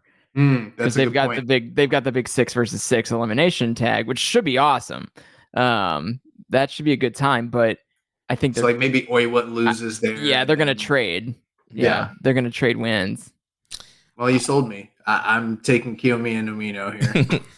I don't know. I like what you were thinking, young boy. I'm going to go with Narita and Evil winning, because I think there is more heat to have Umino chase Narita. So I could see, of course, shenanigans, underhanded tactics. Narita pins Umino, and then it's a chase of 2024 of Umino trying to beat Narita. You put them in the same New Japan Cup bracket. You put them in the same G1 block again, and you kind of have this build of, all right, Umino is trying to beat Red Narita. Who's teaming with them on that January 2nd show? It's all of House of Torture. No, it's a 6-man. No, it's 6 on 6. So it is Daiki Inaba, Junta Miyawaki, Kaito Kiyomiya, Oiwa Umino, and Suji Kondo versus all of the House of Torture. My bad. Like I said, I'm not as into what's going on. Yeah, so that changes things because there's a lot of potential pin eaters there just across the board. Yeah, but it's also elimination. So it is. Yes. Yeah. So over the ropes, you're not burying anybody. Well, does Noah do that? Are they doing over the top rope? I don't know. I assume they all. I shouldn't assume they all do. I've never heard anyone else doing that except for New Japan ever.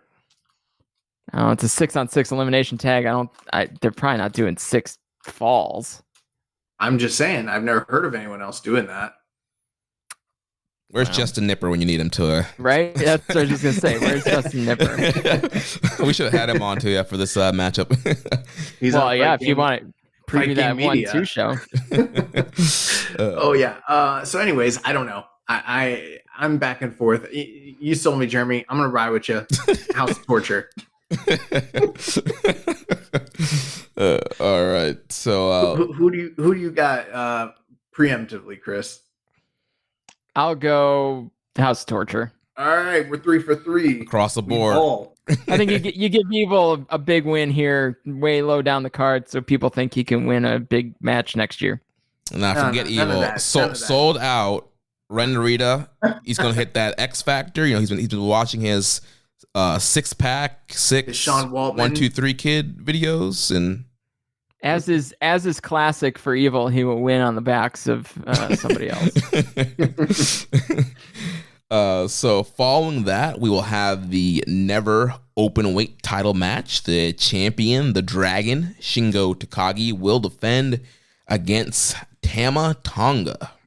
And this is a rematch coming after they had the draw in the G1, and then Shingo beat Tama for the title at Lone Star Shootout, and this is Tama's rematch.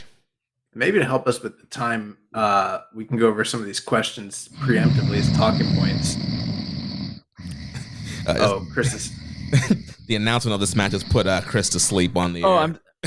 I'm so sorry. I thought Chris was just being... I'm highly, highly inappropriate and unprofessional. I was like, what the fuck is going on? This man fell asleep on the air. It's not that I'm asleep. It's just I'm tired of, this. Oh, man. What I was saying is, let's jump into the questions so we have something to talk about. So, Def Triangle 720 says, looking at the Wrestle Kingdom 18 card, say what you will about the card, but the Tama versus Shingo match sticks out and feels like filler. Do you think it was a last-minute change? Yes. I think Tama Tonga was always going to be in this match. But, why did they change the title in Vegas and then just go right back to it? I know this is Wrestle Kingdom Redux, the rematch or whatever. There's a lot of rematches happening, right? We're not burning much off here. But this match, it just doesn't. But here's the thing: Tama Tonga's had, I don't know, however many singles matches. I should have pulled it up while I was snoozing. But every singles match he's had this year, 2023, has been either a G1 match, or a tournament match, or a never openweight championship match.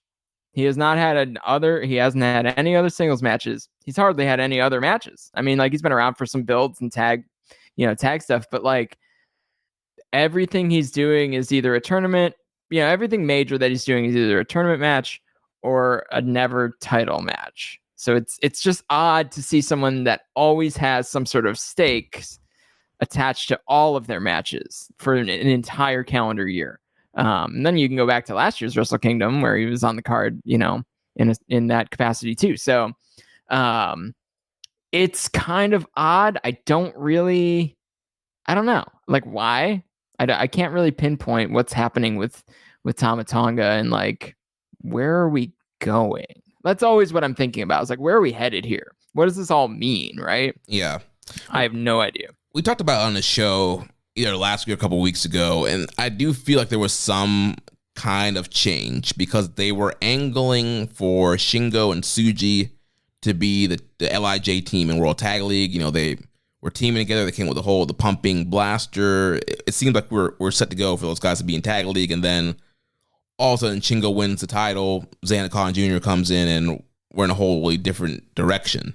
So I don't know. I know there's rumors about Tama signing another contract or re-upping or a new agreement. So maybe there was a thing where like his deal was coming up and he wasn't going to sign. So they're like, oh, we need to go to Shingo. And then maybe he did sign. And like, all right, well, let's go back to what we were doing with Tama. I don't know. I have no information on that, but it just seems very weird that you would do, weeks and weeks of build of Tsuji and Shingo teaming and then just scrap that. And, Tama finally kind of beating Finlay and moving on for Bullet Club. And then all of a sudden just first defense, it's to Shingo. So to me, it does seem like there's some kind of backstage political, some kind of change there that brought us back to this rematch. I know Tama is a guy that usually, since he's been single, has kind of been getting spotlighted at the Tokyo Dome, but I don't know, something about that just seems kind of weird. Yeah, I agree. I won't repeat those points, but I do feel like something changed at some point. I don't know what, how, where, when, but it happened. As far as the match itself, though, we're getting a lot of rematches, like Chris said, but of all the rematches, this is the one I least want to see because we already saw it, and while it was good, it wasn't necessarily great. It wasn't something that I thought to myself, like, I'd like to see that on a bigger stage down the line. It's not that. And, Tama, I'll give Tama props. This is a guy that at one point we were pushing for years for him to be given opportunities. And every time he kind of got those opportunities, he made us look foolish. And we were like, oh, we were wrong about this guy. And then finally, last couple G1s, he stepped out. He really stepped up. And, breaking him off from the Bull Club seemed to really reinvigorate him. And everything that he persisted through the pandemic, he sort of became a certain level of star, and that was great. But he has kind of languished over the last year or so and sort of just stagnated and has failed to rise higher in the ranks, get bigger reactions from the crowds, and kind of his work hasn't really progressed either. And I don't really see a big difference a year from the match he had with Carl Anderson to where I would say he's more deserving of this spot than many other people that are being left off the card. And then you take a look at Shingo, and I think Shingo is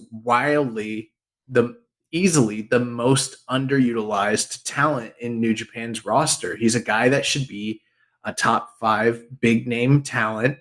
And one of the names that surprisingly, when people are talking about the exodus of people leaving, like, Will Ospreay and the rumors about Okada, it's very rarely do you hear anyone say, well, at least they still got Shingo. And that's partly due to the way the company books and utilizes him. And he's, in my opinion, a top 20 all-time talent ever that has ever lived. He's one of the very best that has ever done this.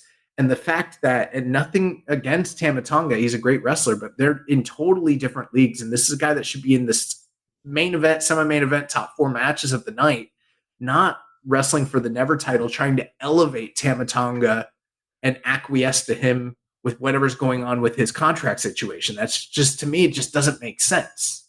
I'm sure the match will be good, but for me, for my money, for what I want to see, I hear people talking about restoring the feeling in AEW. Well, I need New Japan to restore the feeling and put Shingo in a more prominent spot than, number 6 on the card against Tama Tonga. This is just not here's the last thing I will say.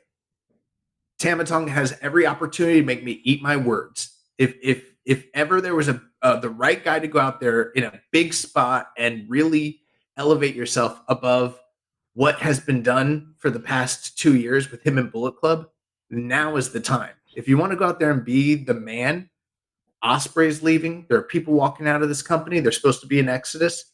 This is your time. If you want to do that, this is your time. If you're one of those guys that happens to be leaving and is signing elsewhere, you want to up that bill, this is the match where you do it. This is where you make your final stand. One way or the other, they need to give us a great match, because if we come on this show next week and we're talking about that was a fine little 3 to 3.5 star match, they have failed us. And it's not going to be Shingo's fault.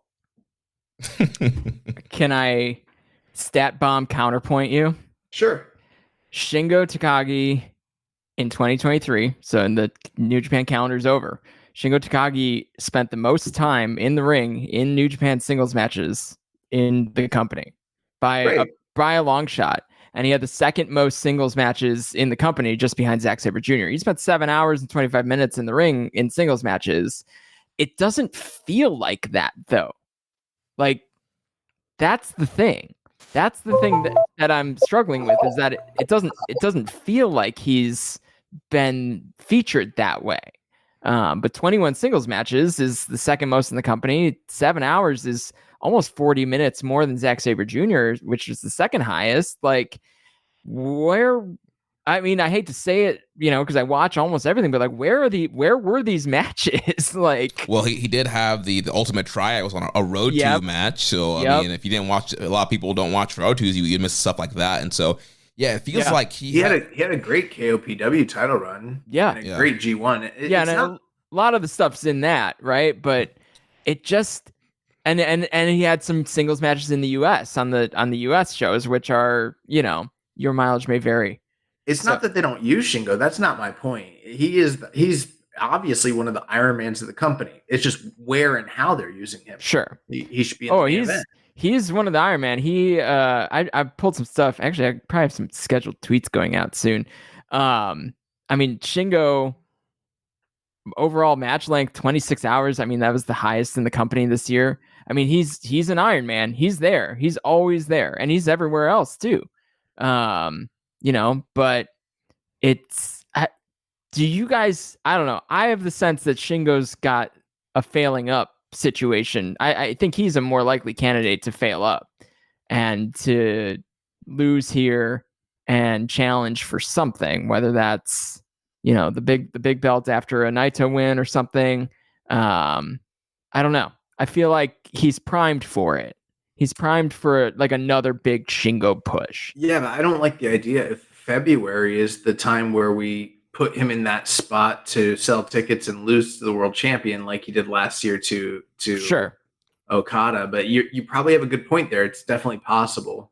Jeremy? Yeah, I mean, he's a guy that potentially could win New Japan Cup and do something big with him there. I think it really depends on who wins the title. Like, if Sonata retains the title, I think there's an easy story there of, all right, here's another LIJ guy you got to face in Shingo. Don't. You cannot speak that. But that's the thing.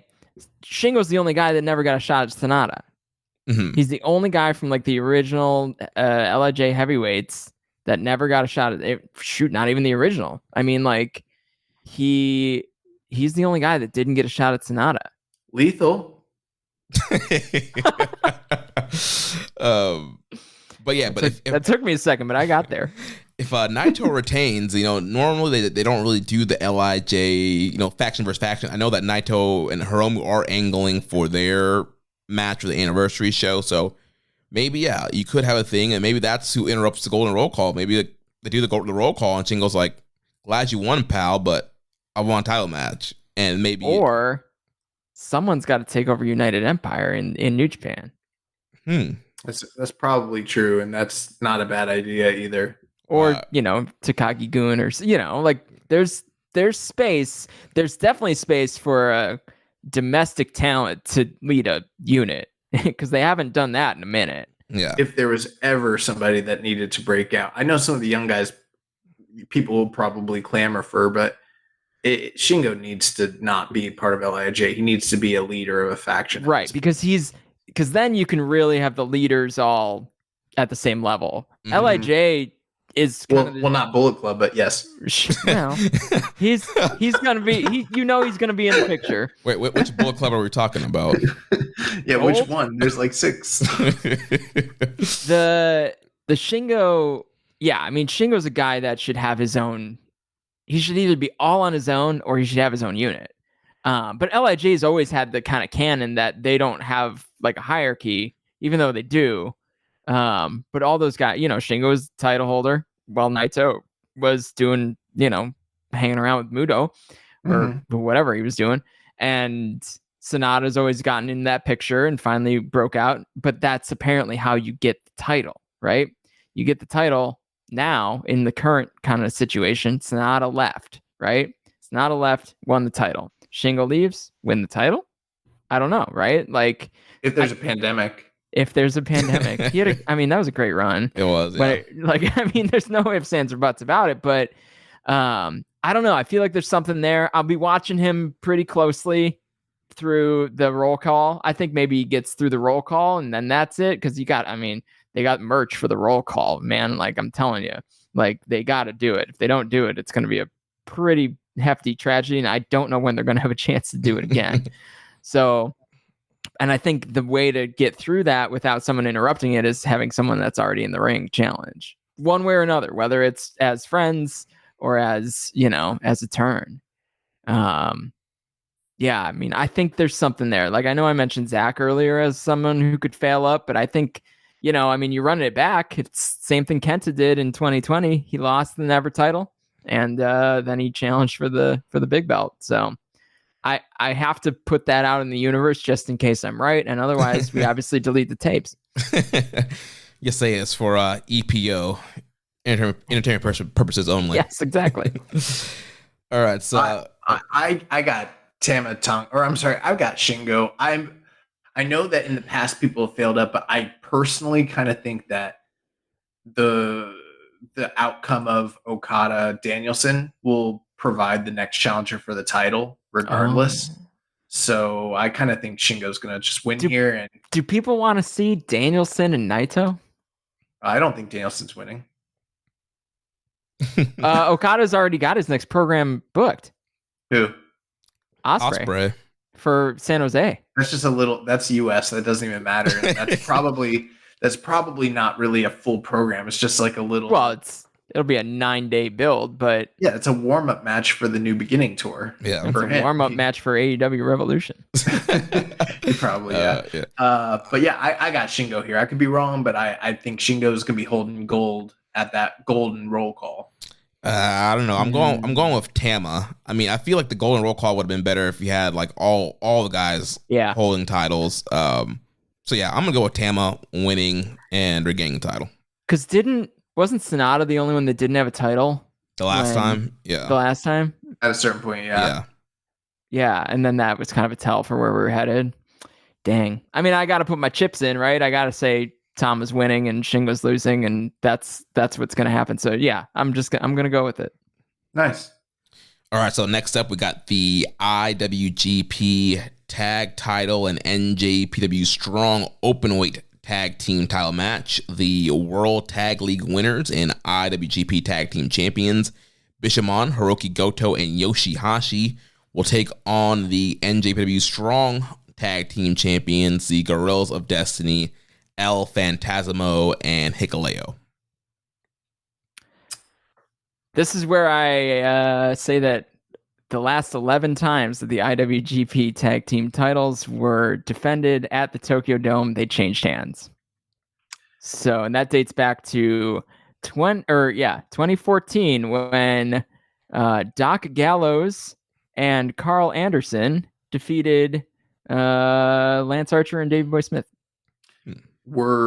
Were the Strong Openweight Tag Team titles on the line in any of those matches? Maybe that's the hook, isn't it? Recently we had the Strong Tag Team Champions, ELP and Hikuleo, on the show. They were very gracious with their time. They gave us an interview, and then they were also doing interviews with a lot of other podcasts in the space, which was cool. And one of the kind of points that they made and repeated on both our show, we didn't really expound on it. I think we were sort of keeping that interview a little bit more storyline based, but it came up a lot during their media tour, is that their contracts are up in January and they have to kind of reassess and they're not sure what's next. Now, granted, and the one thing people seem to forget is everybody's contract is up in January and they need to reassess. But I do think it's interesting that they kept throwing that out there, because I'm wondering, like, is this something where they're sort of casting doubt and they know that they're going to go over and they're going to win the titles and everything like that? And maybe they're just trying to get their name out there to kind of preempt their title run? Or is there some real world being mixed with kayfabe here? And maybe they're kind of looking to play the field and talking to other promoters and reassessing their deal. And maybe they are on the way out. And this is the tell that they're not going to win on the big stage against Bishamon. And they're trying to kind of drum up some interest and kind of get their name out there before that happens. I don't know. Hiroki Goto is also one of the most successful tag team wrestlers, like 2-on-2 tag team wrestlers in Tokyo Dome history. So 2 more wins, and he will match Tenzan and Kojima as the most successful tag team. And I don't think that's that far off. And I think that might be a cool thing for him to get under his belt. So there's a big part of me that thinks they break this streak. And I think maybe we play that up a little bit, and commentary plays that up a little bit, that this streak is the reason to believe that those guys are going to lose the IWGP titles. People around the space are calling this a unification match. As far as I can tell, it's just a both titles match. Mm-hmm. So they haven't called it unification. They don't seem to be super into unifying strong titles with anything. So I don't know. Keep an eye on that, because maybe they announced that at the press conference, and maybe that's a tell, and maybe we'll actually know what's going on with the single strong title by then, because that's still a little unclear. Triple Crown, but it's still a separate title. No, Triple Crown. No, see, but it's a separate title. No, it's Triple Crown. It's one title now. It's a new belt. Triple Crown. It's the new American Triple Crown Make-A-Wish title. Well, in our interview with ELP and Hikuleo, ELP did mention that their goal is to unify the titles. Of course, this was more of a, like we mentioned, a storyline kind of kayfabe interview, but I am pro them winning if that's their motivation. Yeah, they want to unify, have there be one set of tag titles, and this is a top tag team. You have a unified new IWGP Strong, whatever you're going to call it, tag team. He also brought up that it was not lost on them that they've already done this a few times this year, whether that was with Aussie Open holding both belts, or Bishamon holding both belts, and then War Dogs challenging for both belts. So they were like, yeah, we're not the first ones who might do this if we even do accomplish it. So that's an interesting part. Prior to that interview, prior to their media tour, I was fully fledged in the camp that GOD is winning the belts here, and it had nothing to do with Samsa's stat about the likelihood of title changes taking place at the Tokyo Dome, even though that's not lost on me. But after they were making some of those comments, it cast a little bit of doubt for me, just as a fan, where I'm like, I don't know what the booking is looking to do here. And it might be kind of a solidifying thing if they do have Bishamon retain here and kind of win both titles. I don't know. You don't think Yoshihashi's jumping? I don't. His contract's probably up too. Yeah, Jeremy, we need to put out a Newslink tweet where we're like,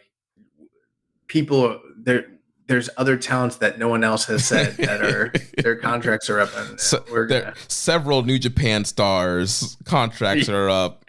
Then you got to wait for somebody else to confirm it, because they will. Yeah, I think I'm gonna go with ELP and Hikuleo winning, just because Hikuleo is another young guy that's kind of in that young lion class of guys who are trying to push, even though he's a little bit older. So you give him a big win and you switch the belts. I feel like you kind of given Bishamon a lot. I mean, this is their third World Tag League win in a row, coming in Tokyo Dome as champions. They've had a long tag. Essentially, I know they kind of dropped it and got the belts back, but they are essentially the tag champions all of this year. So I would go with the big title change. And, in that interview, we did talk about how over GOD is getting in Japan, and they talked about how their merch is flying off the shelf. And so, I think it would be a cool moment and a big win for those guys. Yeah, I also think New Japan is very clearly in the business of pushing Hikuleo, even more so than I think how they feel about ELP. Not to say they're not in favor of ELP. They trust him and they've put him in some big spots in the past, but Hikuleo's a guy that they've really protected and pushed and put in prominent spots, especially this past year. So I do kind of get the feeling that, and that was one of the big reasons why I thought God was going to win here. And I'm still, you know what? I'm still going to go that way, although I'm less confident of it now. But I think that's probably what they'll do here. Plus, it's Wrestle Kingdom. They like to do title changes, so you know. Mm-hmm. Title is changing. I'm calling it. One of the titles is changing. And I think the match will be very good.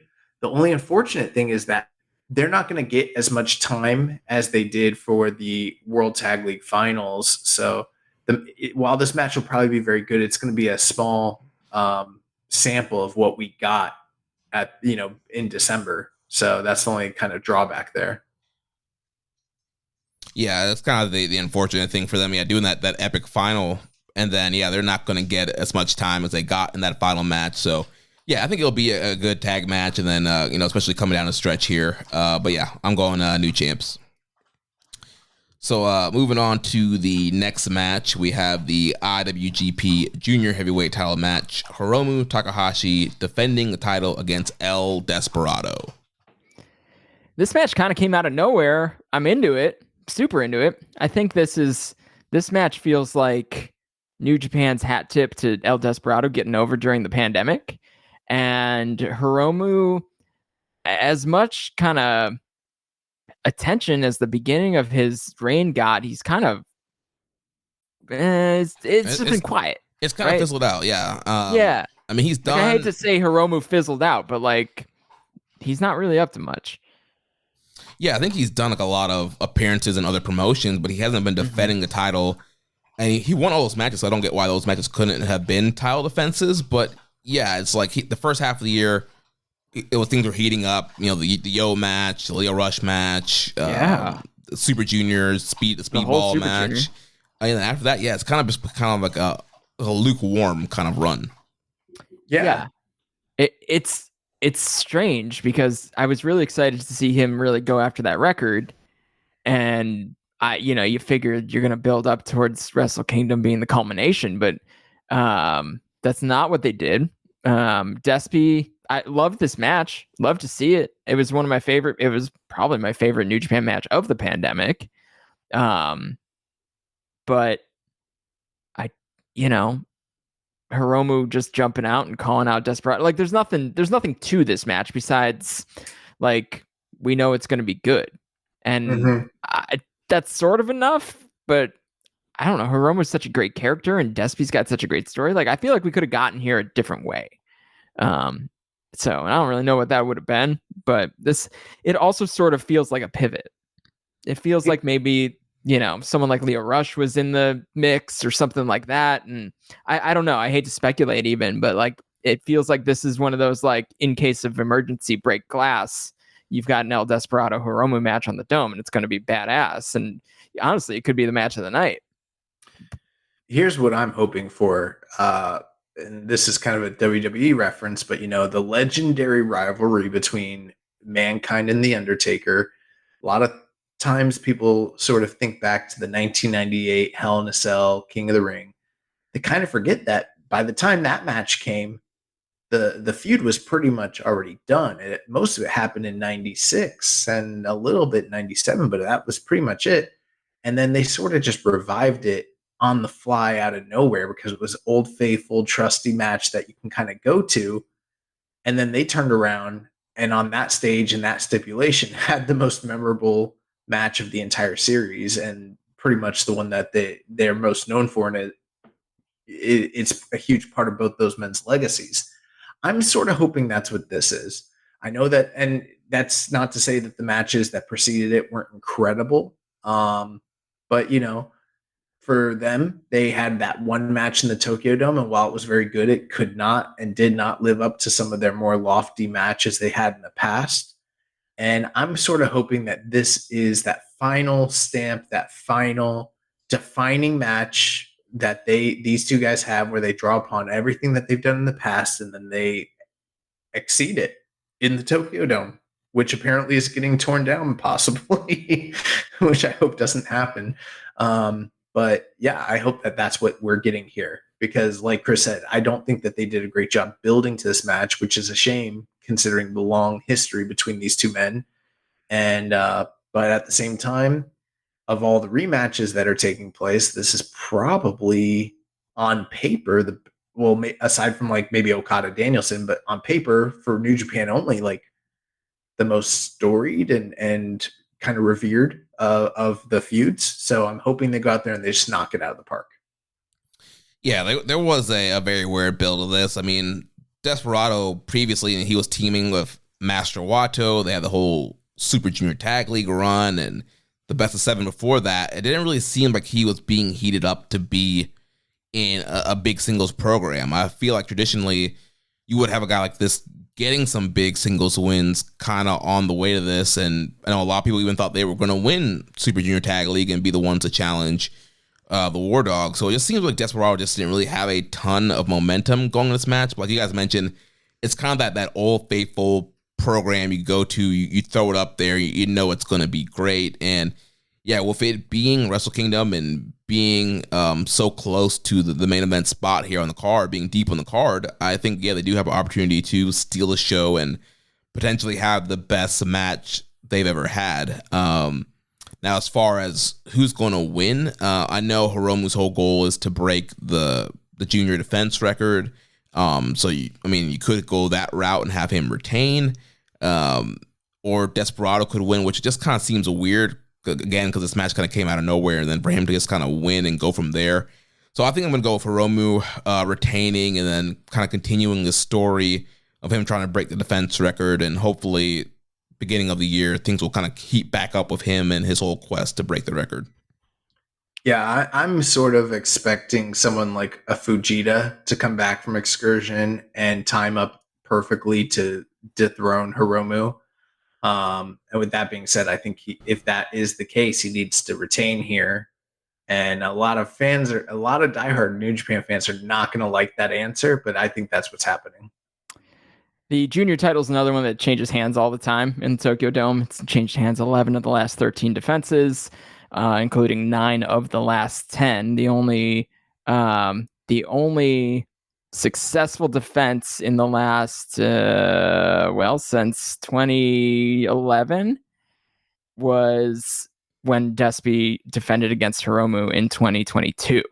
So I don't know if you run that back. I don't know if that means anything, but again, like the junior title is one that changes hands at the Tokyo Dome. So I think they might go for the surprise here.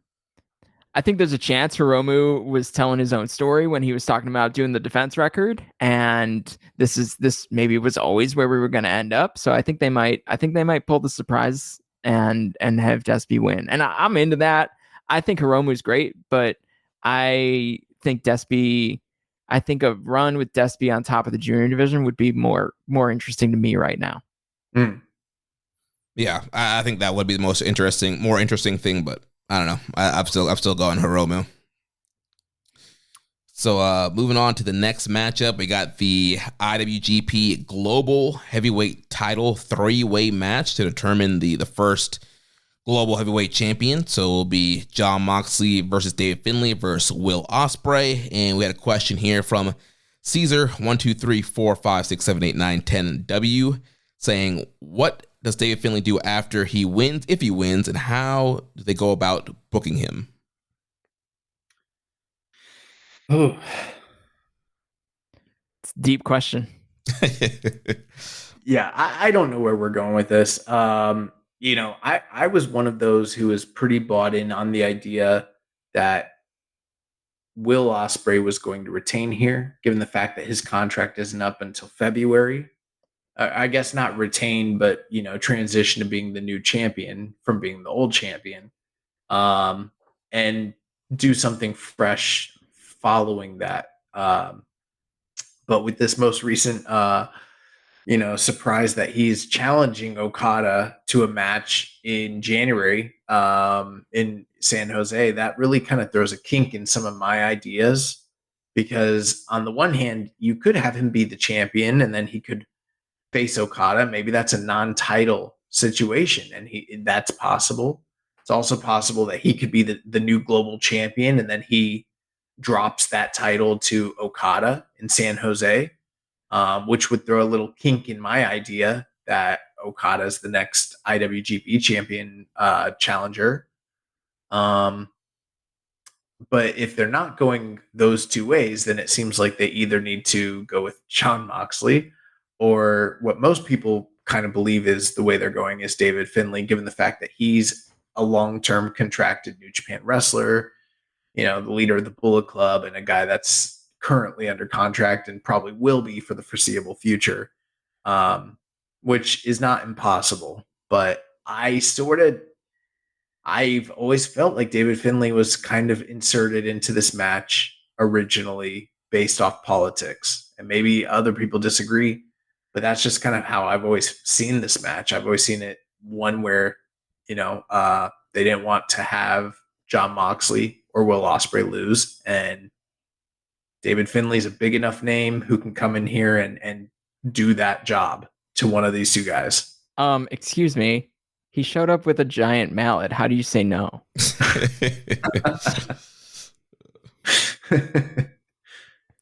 Yeah. I mean, I was done with my point.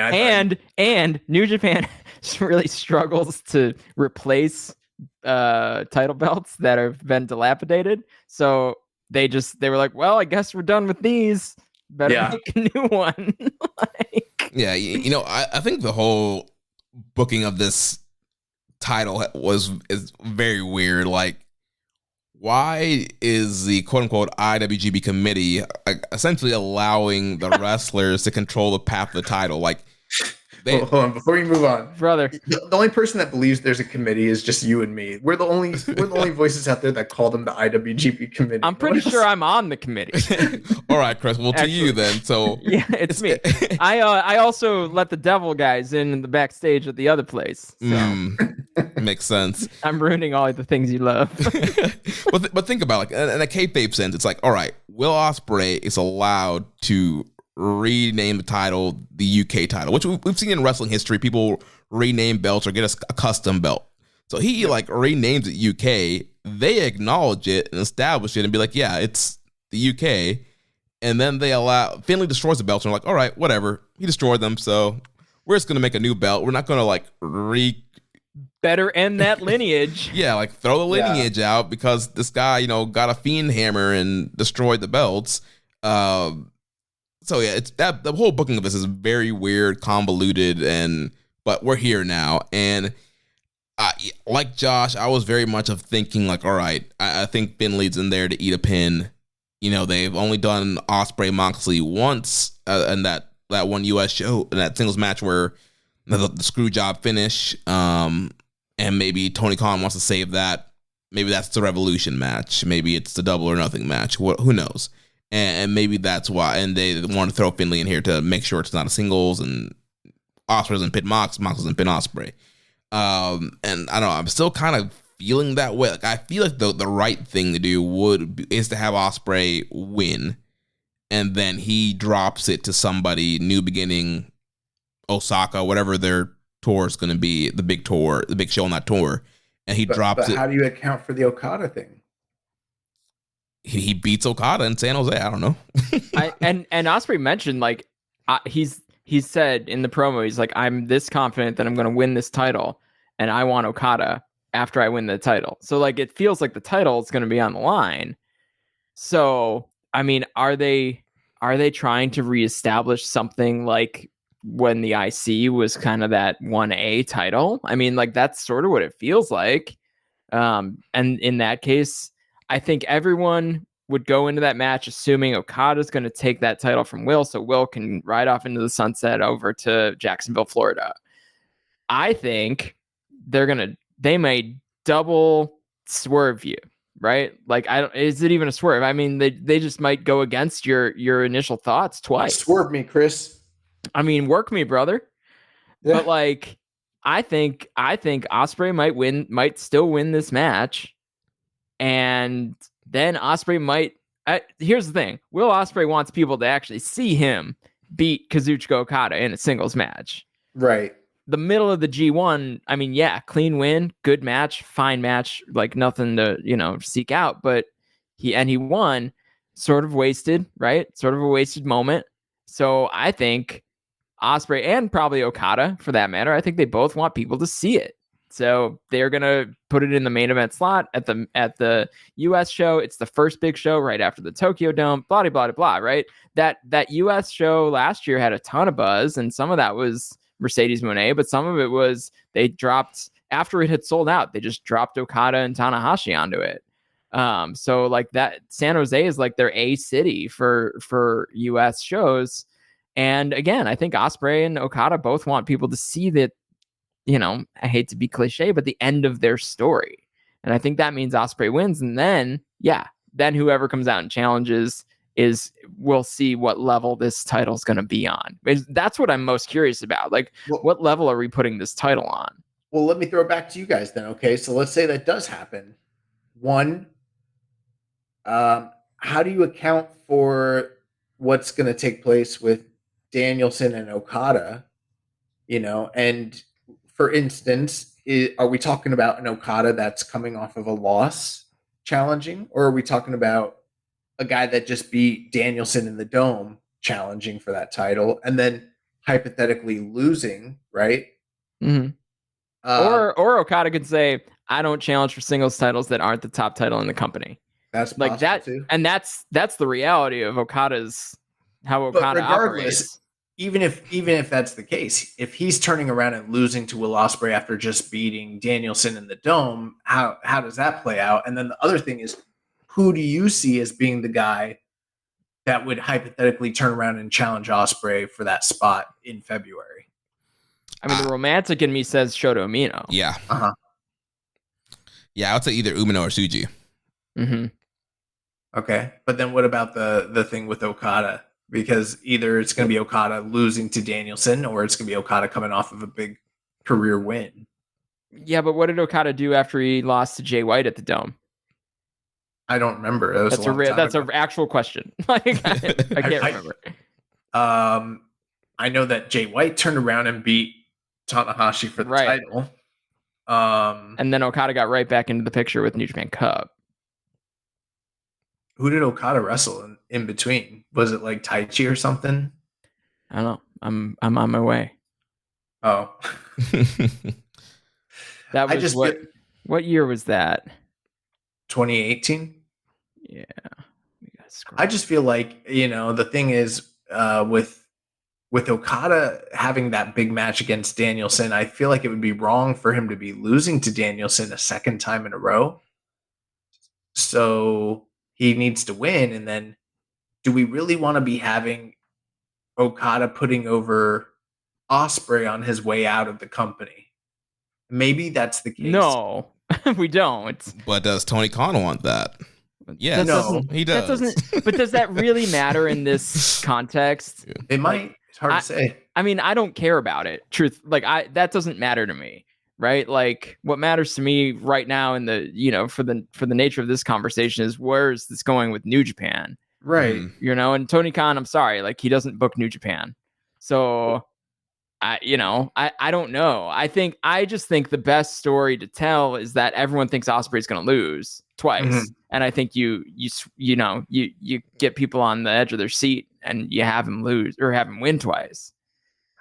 I agree. I think it's a great story. I just have trouble seeing it with Okada coming off of a hypothetical victory over Danielson, unless he's going to lose to Danielson. That's something I could see being more plausible personally. Well, I mean, if he wins and beats Danielson, I think that does the solidifying this title match to challenge Ospreay, and then losing. And I think he should beat Ospreay at that point. I don't think we should have him lose to Ospreay the company. Or maybe that's it. I mean, maybe Okada is the establishing champion of this title. But you know what sucks about that? What? Then Ospreay is losing to a guy that he's lost to 1 million times. That's a top star of the company, and he's not putting over young talent on the way out. But think about this. But he just beat him in their most recent singles match. But think about this. If Ospreay beats Okada and then a young guy beats Ospreay, doesn't that help that young guy? You beat the guy that just beat the guy. It does. I'm not saying you can't salvage it. It does. But I just have trouble seeing them do that to Okada. Do you know what I'm saying? because you're not capitalizing on the momentum of him beating Danielson in the Dome necessarily. I'm not saying that you're wrong. You could be right. I have trouble seeing it. But Okada's Okada. Right, that's true. So like he's impenetrable. I mean, like he rehabbed that loss against Jay White with a win over Bad Luck Fale, and then he buzzed through the New Japan Cup, won the title, and was on with his life.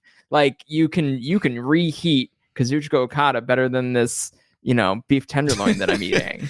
Like it's so easy. And he's still 1/3 of the Never Six-Man champion. So what's his next program? Maybe it's Team Hall of Fame defending against some unit and you know how that goes. It'll be some unit that he's gonna face, and they'll do it on a Road to New Beginning tour type of show or whatever. Like they do that with him every year, except with the tag team titles. I think personally, and this is the chalk pick, and it's the thing that we don't probably want to hear because we're talking about kind of like outlandish scenarios. It's probably going to be Finlay winning and getting the new title, and then Okada winning and turning around and beating Ospreay in January, who is titleless. Sure. And then Okada, and then we'll probably have some big going away match for Ospreay that's a non-title affair with like Shota Umino or something like that in February. That's probably what's really going to happen, and it's the most like traditional, boring way of doing it, but that's probably what's going to happen. Mm-hmm. Yeah. Also, John Moxley's there, and we're not even. I mean, it's just such a waste. All three of these guys should probably be in a different match. Mm-hmm. Or it should just been they booked themselves into this corner. Absolutely, yeah. You don't have to book it. It's a work. Yeah. Like nobody had to do this. I credit to New Japan. This is the only 3-way on the show. Everything else is real straightforward. And I honestly don't really mind that. I don't mind, multi-person or extra person matches the same way that some others do, but yeah, you just kind of wish this wasn't the match. But I get it. They had to get here somehow. Big mallet. However, I do think this match is going to be great. I know people are not happy about the 3-way, the new title, Ospreay leaving, but if it's one guy that can put together a great multi-man match, it's Will Ospreay. You have Mox who's going to blade, take crazy bumps, and then you have Finlay who at times does step up in big situations. So I think they have the recipe to have a great match, but I think the winner is what's going to truly determine how people feel about the match when it's over. Here's the thing, though. If David Finlay wins, he's pinning Will Ospreay. Yeah. He's not like there's no ifs, ands, or buts about that. I will be floored, like with the details of it, if Finlay pins Moxley. Like that to me is the least likely scenario. David Finlay's the only guy that didn't get like. Let's be real. Like the writing's been on the wall that Ospreay's been trying to get all his shit in, all of his buddy matches in for the last 9 months to a year, and they've all been great. Like he's been on this amazing kind of world tour of getting back in the ring with people that he's had storied histories with, getting into the ring with some new people, and he's had this incredible run. And David Finlay's the only guy that's always been sort of attached to Will Ospreay that didn't get that kind of really big moment, on this particular cycle from Ospreay. And I feel like that's where they were headed. And they were headed to that happening, and somehow they got access to Moxley, and they didn't want him to just second Danielson. So he's in the match. Mm-hmm. So I feel like the story of the match is still Finlay and Ospreay. Yeah. Maybe also, now that I say it out loud, maybe they needed Moxley there to second Danielson for some reason. Oh, interesting. And that's how he got added to the card, or that's, not that Moxley doesn't have a real relationship with New Japan, but maybe that's, as we transition into talking about probably the next match, like, I'm going to remember that I said that, and I'm going to bring it up again. if there is an opportunity for them to put the title on a guy and have him be an AEW guy, between him and Will, I would prefer Will for the short term if Will's dropping it in February, but I don't want to see Will go to AEW with the belt because he'll never come back with it, just like Kenny did. But if it's Mox will come back and defend. Like, Mox would actually do everything in his power to be as active of a champion as he would be allowed to be, which isn't entirely impossible either. Was it the 2020 New Beginning where Moxley they were in Osaka and they started to set up Moxley, Zack Sabre Jr. Yeah, and it didn't happen because of the pandemic. It didn't happen because of the pandemic. I wonder if they go back to that. I wonder if Moxley wins, Sabre loses the TV title earlier in the night, and they somehow turn that into a Zack thing. Very possible. I'm into that. That would be fun for everyone. That could be a New Year's Dash kind of angle. Yeah, you get Zack and Mox mixed up there. But Zack, Mox, and Danielson. Right? Yeah. Maybe you do Danielson, Mox, Zack, and whatever, Taichi, and somehow you get to a global title match. I don't know. I think I just talked myself into Moxley winning. Zack doesn't team with Taichi anymore. Oh, shit. He teams like Bad Dude Tito. It could be anyone. No, it could only be members of TMDK. Robbie Eagles. Who else is going to be there? Well, Ace, anyone who's in the Rambo. Who else? Is there anyone else on TMDK on the card? No. Not on the main card, no. Yeah. Jonah Rock. I feel like I saw that he's busy. Last thing, I am very excited to see what this new title looks like. Maybe it'll matter, maybe it won't, but I hope it looks good because they've had some pretty atrocious designs recently, so hopefully this one's good. And against my better judgment, I'm still going with Will. I know that doesn't really totally make sense, but I don't pretend to know all the booking, but I still got Will here. All right, so let's move on to the semi-main event. Got a big rematch here between the American Dragon Bryan Danielson and the Rainmaker Kazuchika Okada. Hopefully nobody gets an arm broken here. Or orbital bone. Well, it's got to be better than the Forbidden Door match. Yeah. Which I hated. That for me, that's too strong a word. I didn't hate it, but I was disappointed quite a bit. I thought it was awful. And a lot of that was the seizure spot, which I think a lot of people are. I didn't like that. Yeah. Like, it just completely deflated the match to me.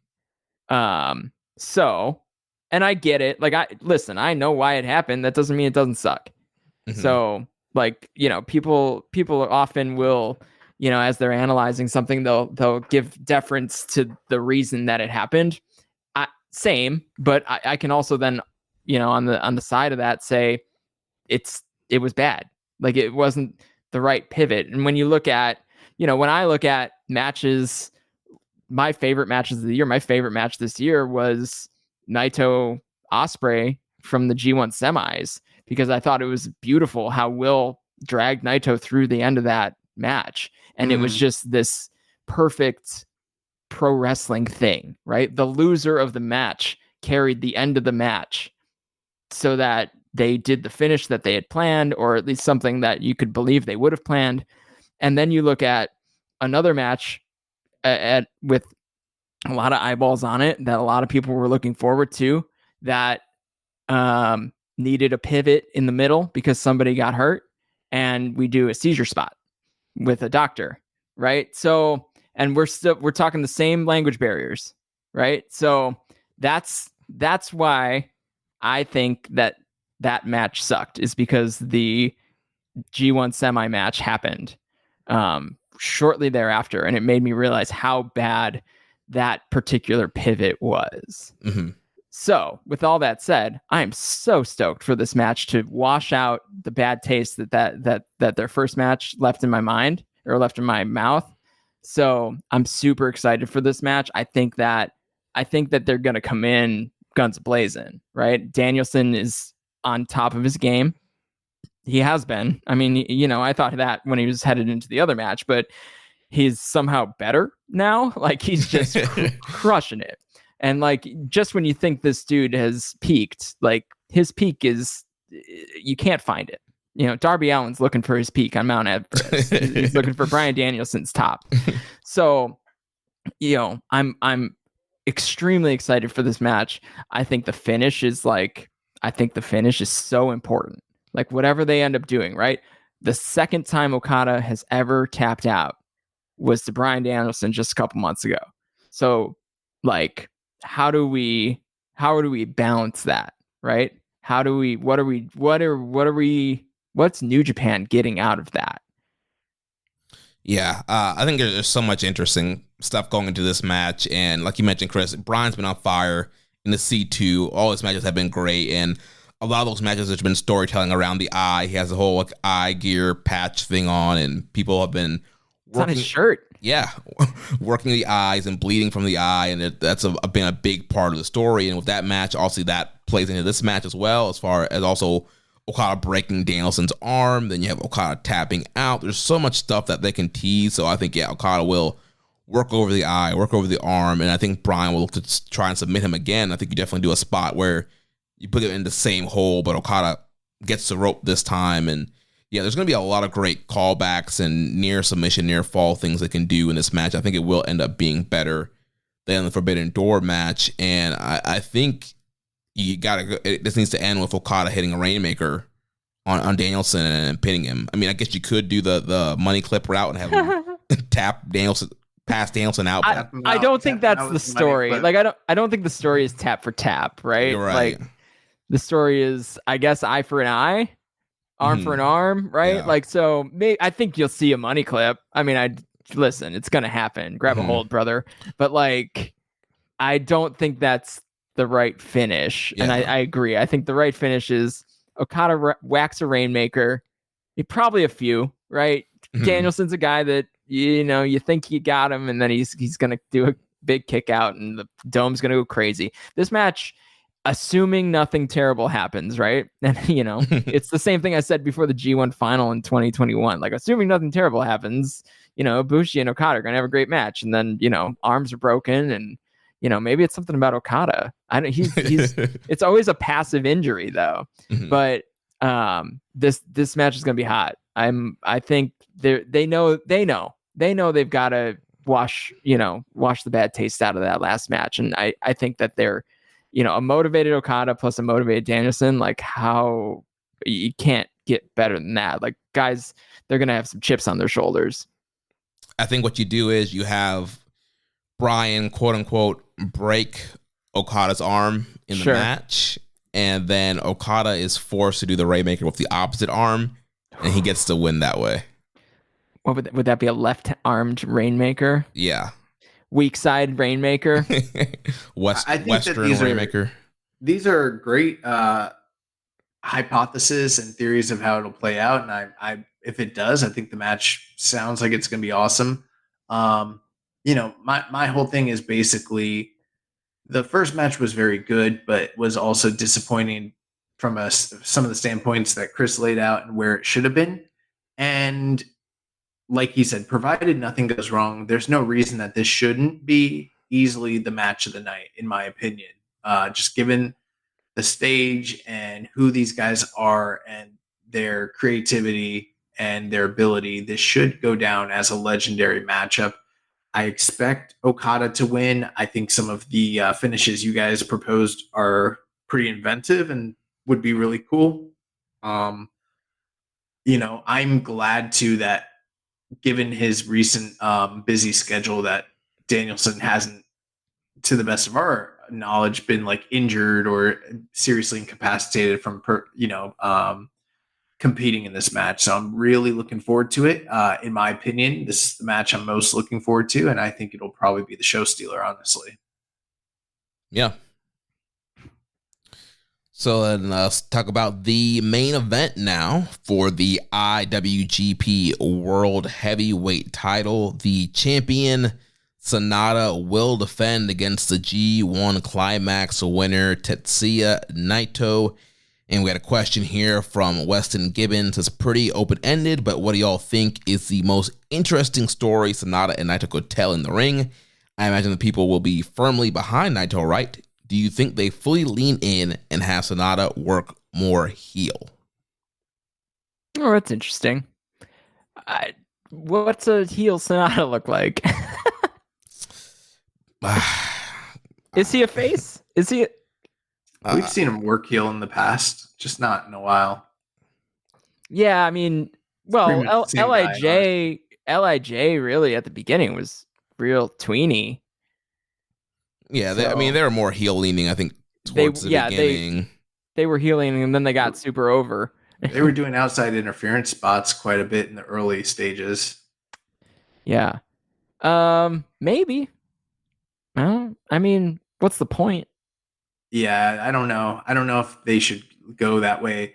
You know, the question I had for you guys, and this is kind of my own personal theory. I know a lot of the Lij apologists and the Naito stands have kind of talked about how popular, how well the tickets have done and how big of a match this is in that market and everything. And I got to tell you, maybe that's true. I'm not claiming to understand the inner workings of the Japanese fan base in the market, but that just doesn't jive with what I'm seeing for the past 6-7 months from Sonata and the reactions he gets from the crowd and everything. To me, and this is my hypothesis, and maybe you guys tell me if I'm wrong, I think the reason that this match is doing so well and has so much intrigue in the market is because those fans love Naito and they know he's going to win and they don't expect him to lose. And what's the draw of the match is the golden roll call, not the lore and, you know, the battle of titans of these two former teammates. I don't think anyone gives a fuck about that because they don't care about Sonata. I think they just want to see Naito get his last crowning achievement in the Dome. I think that's the whole selling point. Yeah. There's no question about that to me. The tickets are selling. They're selling better than last year. I think, you know, I mean, if I'm throwing a number out there, I know that they were above 20K like a week ago. Mm-hmm. And walk up for the Dome is usually pretty good. So we're probably looking at a 30K Dome, which is like not that far off from heyday. Yeah. Mm-hmm. I mean, that's a good house. And you know what?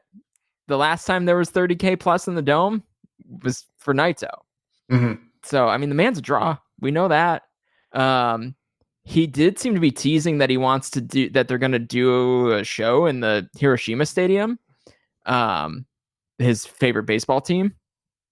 So they were talking about that on his big interview thing on YouTube, which is fantastic and subtitled on you guys talked about it last week and I missed it, but it's out there and his promo, he hardly talks about Sonata. He talks about, you know, reaching the pinnacle and you know, everything but Sonata. And then Sonata talks about everything but Naito in his promo video. So, and all those videos are tremendous work. I mean, some of the best kind of promo work you'll see. But yeah, the story is Naito doing the roll call. And honestly, like Lij should be in the ring kind of like the end of a tag match where they're all kind of pivoting and like playing blocker, making sure no one runs into the ring because otherwise this man's gonna get his head bashed in again, and maybe by Danielson. Who knows? Oh, that'd be crazy. Hey, it'd be something. That could happen. You never know. Yeah, he'll be there. Yeah. You know, I mentioned earlier that if Shingo losing could depend on if Sonata wins. I know you guys kind of grimaced, and I know everybody is expecting Naito to win. The story's there, the golden roll call, but I just want to throw this out here. Everything that's been built up in the interviews, in the media, in the video packages has made Sonata look like the underdog. Like Sonata has no chance. Sonata's been very aloof and not caring and building the matchup or promos. Is this to set up the upset of Sonata winning? Because everybody, it's already a done fact. Everybody's like, Naito's winning. Is this another swerve where we think Naito's winning and Sonata pulls it out? I think very potentially it was the only way you could make the match interesting. Which was to bait people into being like, Sonata has been so bad at this that he might be winning. Like, that's a real thing that I'm seeing out there in the New Japan world, right? Mm-hmm. Like, people are saying like, man, it's almost too obvious. And like, I don't know, maybe it's the right time for the too obvious. Yeah.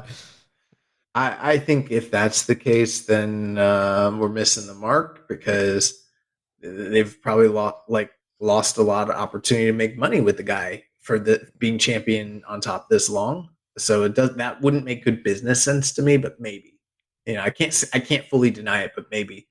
One thing I was sort of thinking about, and this is pretty, is Jay White still in the C2, or is he done? He is still in. He's in the three-way tomorrow. Yep. What if hypothetically, is there a possibility, and this is like very outlandish, but is there a possibility that he is the one who ends up winning that thing on January 30th? And then that would give him the excuse to show back up in New Japan, because even though, he's not allowed to, if he's the strong champion, who knows? And that would if hypothetically, let's say, I'm just giving an example, there's probably a lot of things why this would be wrong.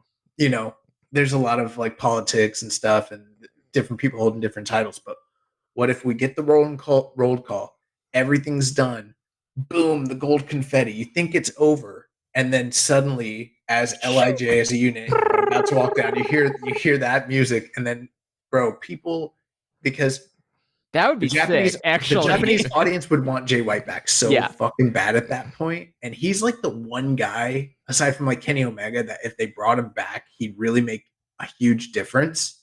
And he'd be the talk of the wrestling world for that week. And he had some killer matches with Naito. Him and Naito had great matches. But it doesn't make any... It would be tough because he'd be the new Triple Crown champion, but still, well, he'd be just saying. Also, like the strong... like that's not really that level in New Japan, the strong title. And I mean, I would hate it from like a story perspective, but also they totally wasted his departure. Not the Hikuleo side. I think that was fine. But like then just running it back with Eddie Kingston in the US, that didn't really why? Why was he the guy? That's not a long-term story. The only reason I throw this out there is because if there was one guy from AEW that you wanted to bring in, and you don't have a tailor-made ready opponent for Naito that you think you can do big business with off the back of this event, you bring Jay White back, you could do a huge building in February. Oh, absolutely. That tour's booked though, so they're not going to move into a bigger building, and they don't. They're not in the big building either. They're not doing like in 2020 they did Osaka Joe Hall for New Beginning. Right. They're in Edion, and actually Osaka's not even the end of that tour this year. Well, I never know where anything is, so that's my fault. I'm glad you're the voice of a generation. I would hate it and love it all at the same time, because it would be so, such strange booking to say like you can never come back and you can't wrestle for us in America either, and then like really just like title full cut off, like really trying to chop this dude's legs off and say like you're never coming back. And maybe that's what makes it more surprising if and when he does. So while I agree it would be awesome, I don't see that being the play. But I'd pop right out of my seat. It'd be 5 a.m. I'd be waking up the dogs. Yeah, I think as far as like C2 booking, I think we're heading for a Moxley Kingston finals this coming Saturday at World's End. But yeah, I mean, Jay White showing up would be cool, and there's definitely business and stories to be told of him coming back. But yeah, and I threw that whole Sanada situation out there, but I think I'm going to go with the safe pick of Naito winning. We got the Golden Roll Call T-shirts. Everything's kind of building that way. Tanahashi's talking about wanting to sell a dome out next year and big plans for 2024. And yeah, I think you finally get that long Naito run that we were supposed to get in 2020, and he's on top, and we go from there. It doesn't need to be too long. I mean, I'm wondering how long this guy's going to stick around with his eyes and his knee. You never know. But let's get that Golden Roll Call and see you, Sanada. Well, that's going to wrap up the Wrestle Kingdom 18 preview and predictions. Let's run through the news and some questions here. Yeah, so very briefly, we already touched base on it earlier all throughout the show, but an announcement was made Friday evening that the 8-time IWGP Heavyweight Champion, Hiroshi Tanahashi, has been named the new president and representative director of New Japan Pro Wrestling. The appointment came with NJPW's board of directors and shareholders made that decision. Takami Obari, who's been the president since 2020, will step down effective December 23rd. So this is already taking place. They also named Michiaki Nishizawa. He was a director that has also stepped down, and in their place is Hitoshi Matsumoto, who is the chief of business production for TV Asahi, and Taro Okada, the president and CEO of Bushiroad Fight.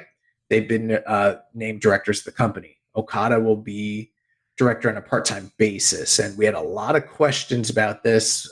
We'll run through it. You guys can give us, your quick thoughts, because we got other questions to get to as well. But Dom Homie 101 said thoughts on President Tanahashi, and will you guys do a review of his first 100 days in office? That's clever. We should. I don't feel qualified to do that.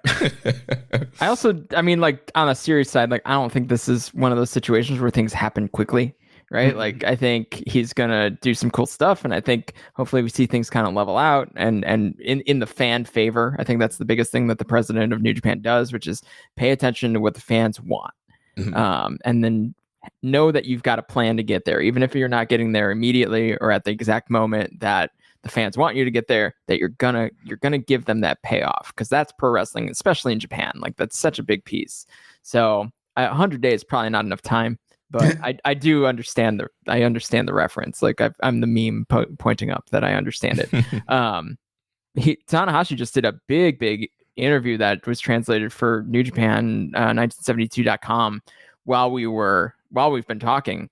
Another one. Yeah. Well, yeah. So he did the press conference, which I actually thought he presented himself really well. He said that his biggest goal, or the first goal that he really put out there as president of New Japan, is to sell at the Tokyo Dome. And I think that's a neat, I think that's a good goal. I mean, that's a big tell to the state of the business for New Japan, right? And I think we're going to see that a little bit this year too, with some growth. And I think the best way to sell at the Tokyo Dome, whether anyone wants to hear it or not, I mean, he might be setting up to say he's retiring at the Tokyo Dome. And that would be a hell of a way to sell out the Tokyo Dome as the president of the company. So I don't want that. I want to be clear. I don't think it's time for that. But I think that's a cool goal. I don't think that'll pay off for maybe a couple of years. If not, I know he mentioned that 2025, the 4th is on a Saturday. So, I think he said 2025. Is that right? Yeah. So next year's 24th. Yeah. The following, 25 would be Saturday. Yeah. Which was the last time they did a real big house at the Dome. They had a Saturday. So they did 40K plus for the first night of 2020. So, yeah, I mean, I think he's got a little bit of a vision. I think that, I think he's got a good team around him too, and a team of kind of new guys. So, but he's got, I think I'm not going to regurgitate the whole thing, as I've been kind of scrolling through it just now. I think it's worth going to NJPW1972.com and checking out everything he has to say, because he also speaks a bit about Sonata, and that's there's some interesting stuff in here. I think the aggregators might find some goods in here. Dragon Master Adam says, you think Gato will respect Tana's leadership more than the old regime, with the rumors that Obari made the Reiwa Three Musketeers without consulting him, and Gato not wanting to push them that much? You think Tana could tighten up the communication within the company if that was the case? So I guess that's where I read what I mentioned earlier. Yeah, I mean, again, we don't really know about a lot of the backstage communication, who's saying what, who's doing what, but what we do know is Tanahashi is very well respected amongst the wrestlers and the peers, and I'm sure him and Gato probably have a good relationship. So if there were or is any communication issues, I think that him and Gato have, communicated very well, at least what we can tell over the last, decade or plus. And so I think that it would be good to have a good relationship between the president and the booker if Gato is still going to be booking. Rainbow and Slam Pig said, what do you think the President Tanahashi will prioritize first? Anything that will be visible or noticeable to the fans, or mostly behind the scenes stuff? He also asked, initially there were rumors of Okada leaving NJPW. Recently, the rumors are he's most likely to stay. Is the new president part of the reason for that change? Yeah, I mean, potentially. I know I've seen a lot of kind of conspiracy theories, people being like, this whole Barry Bloom thing was Okada's way to get Obari out and Tanahashi in. That was kind of a bargaining chip. I don't know. I feel like the Okada stuff has been kind of quiet the last week or so with him leaving, so I don't know. But as far as what Tanahashi's going to do first, again, like Chris was saying, I think the president is really going to be listening to the fans. So it's not going to be right away, but maybe after the first quarter of the year, we might see maybe there's certain people who get pushed. Maybe there's certain different events. I guess we'll see. MJ Does PR says, now that Tana is our president, how's he going to navigate issues like pay, contracts, and cuts? Will he run into trouble managing the business while still being an active competitor? We've seen, I mean, New Japan has done this before, and certainly business is different now. And, you know, but I think the move to put Tanahashi in the role that he's wanted this. This is not the company asking him to put the company on his back this time. This is him asking to lift up the company. I think that he's in a position to be mindful of kind of the human side of the pro wrestling world, right? Like, what's best for the wrestlers, what's best for the fans, what's best for business, right? And oftentimes what's best for the people executing the business, the wrestlers, and the fans, the people consuming the business, is what's best for business, right? And I hate to use a Triple H'ism, but like, that's the God's honest truth. And I know that kind of the business structure of pro wrestling in Japan is not nearly as dynamic as it is in the US, where you're talking about David Zaslav is like a, prime guy that we're talking about in the pro wrestling world. And we're talking about TV ratings down to the minutia of, whatever, minute to minute and quarter hours and da-da-da-da-da. It's not like that. In Japan, it's like tickets sold. Like, how many tickets did you sell? Which is why Tanahashi's first goal is to sell out the Tokyo Dome. Like, how many tickets did you sell? Like, sure, of course he's going to look at gate. He's going to have some, I guess, human resources side. But I think his primary concern is going to be to make the product hot again and to make wrestlers want to wrestle in New Japan. Because I think that's I think we've seen a reduction in that. I don't want to say that's missing, because I think, most people who know and most people who wrestle, like, they know it's still the best place to go and wrestle, right? Look at Gates of Agony, right? Like, they had a great World Tag League tour, and they clearly came out of that better wrestlers. And, I think you hate to say that that's what brings people in and it's not the money, because there's got to be some money. But I think if the product's hot and people want to be there, you'll see people show up in different ways. And maybe Tanahashi's the guy to be a little more creative with that, because he sort of knows what's possible from a wrestler's side. Craigie D says, what do you think will be a realistic change Tanahashi can make, and what change would you personally want to see, realistic or not? What's one thing you guys would like, just one real quick thing you'd like to see him change this year? 2 blocks of 10 in the G1. That's what I was going to say. and no semifinals in any of the singles tournaments. That's Triangle 720 says, with the huge news of Boss Ace in office, are any of you guys worried Tana might not do any of the changes that fans hope for? So are we worried that there, quick answer, do you think that there's a chance he might not change anything? I think he definitely will. The whole goal of wanting to sell out Tokyo Dome, I think he's going to want to, again, make the fans happy, make the wrestlers happy. He's the one guy that kind of knows both, as being one of the top stars and then being well respected. I think he kind of knows how to listen to both sides of the fence, and I think we'll see some cool stuff. Nice. I don't know that we'll ever know what he does on the president side unless he tells us. So right. I think that's important to put out there too.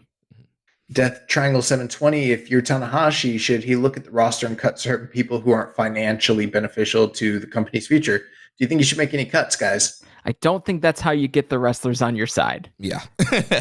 Okay. Death Triangle 720 says, do you think it's possible for Tanahashi, should he negotiate with TV Asahi about the hard copyright on fans? I don't know if that's going to be a top priority for him. That also it's cultural. It's not like one person that just made some weird thing. Like, it's just how copyright and product ownership works over there. I mean, there's a reason. The reason that certain things from the past, like New Japan doesn't own any of the footage. Well, they own very little of the footage that's actually on New Japan World. Like, it's all owned by TV Asahi. So it's theirs. They can do whatever they want with it. New Japan has literally very little to do with it, which I agree sucks.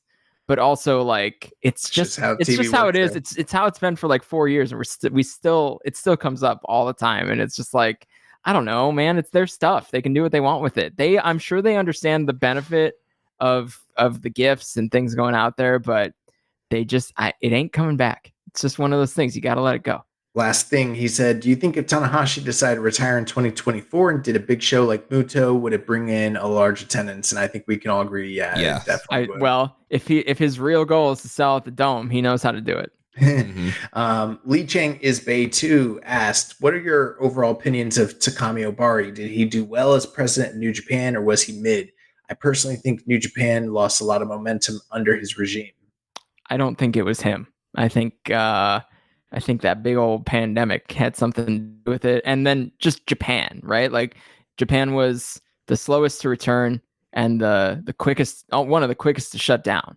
So, and, you know, it just, and when they were back with the cheering, you know, I mean, like, listen, this show last year, we were talking about the fact that the Tokyo Dome was going to be the first cheering crowd since 2020. It's only been a year since that happened. So, like, that wasn't that long ago that we got cheering crowds back in New Japan.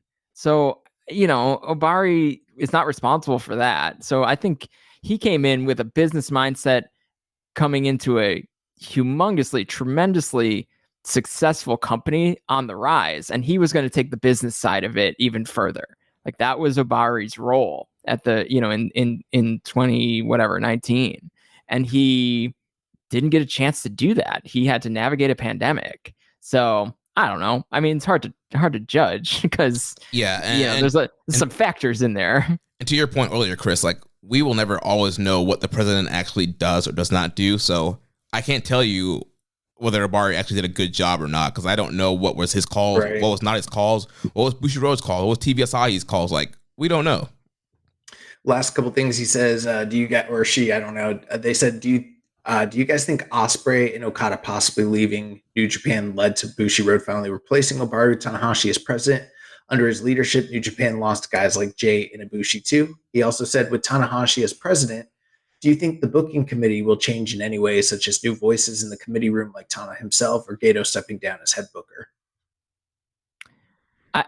Gato's had a hell of a run. And, you know, what's the shelf life of a great booker? Usually like 4 years historically. Right. And that's, you know, for a great booker. And that's for a great booker, and usually in the US. We've never, this run's been unprecedented. Mm-hmm. And so I don't know. That doesn't mean it's happening. It doesn't mean anything's changing.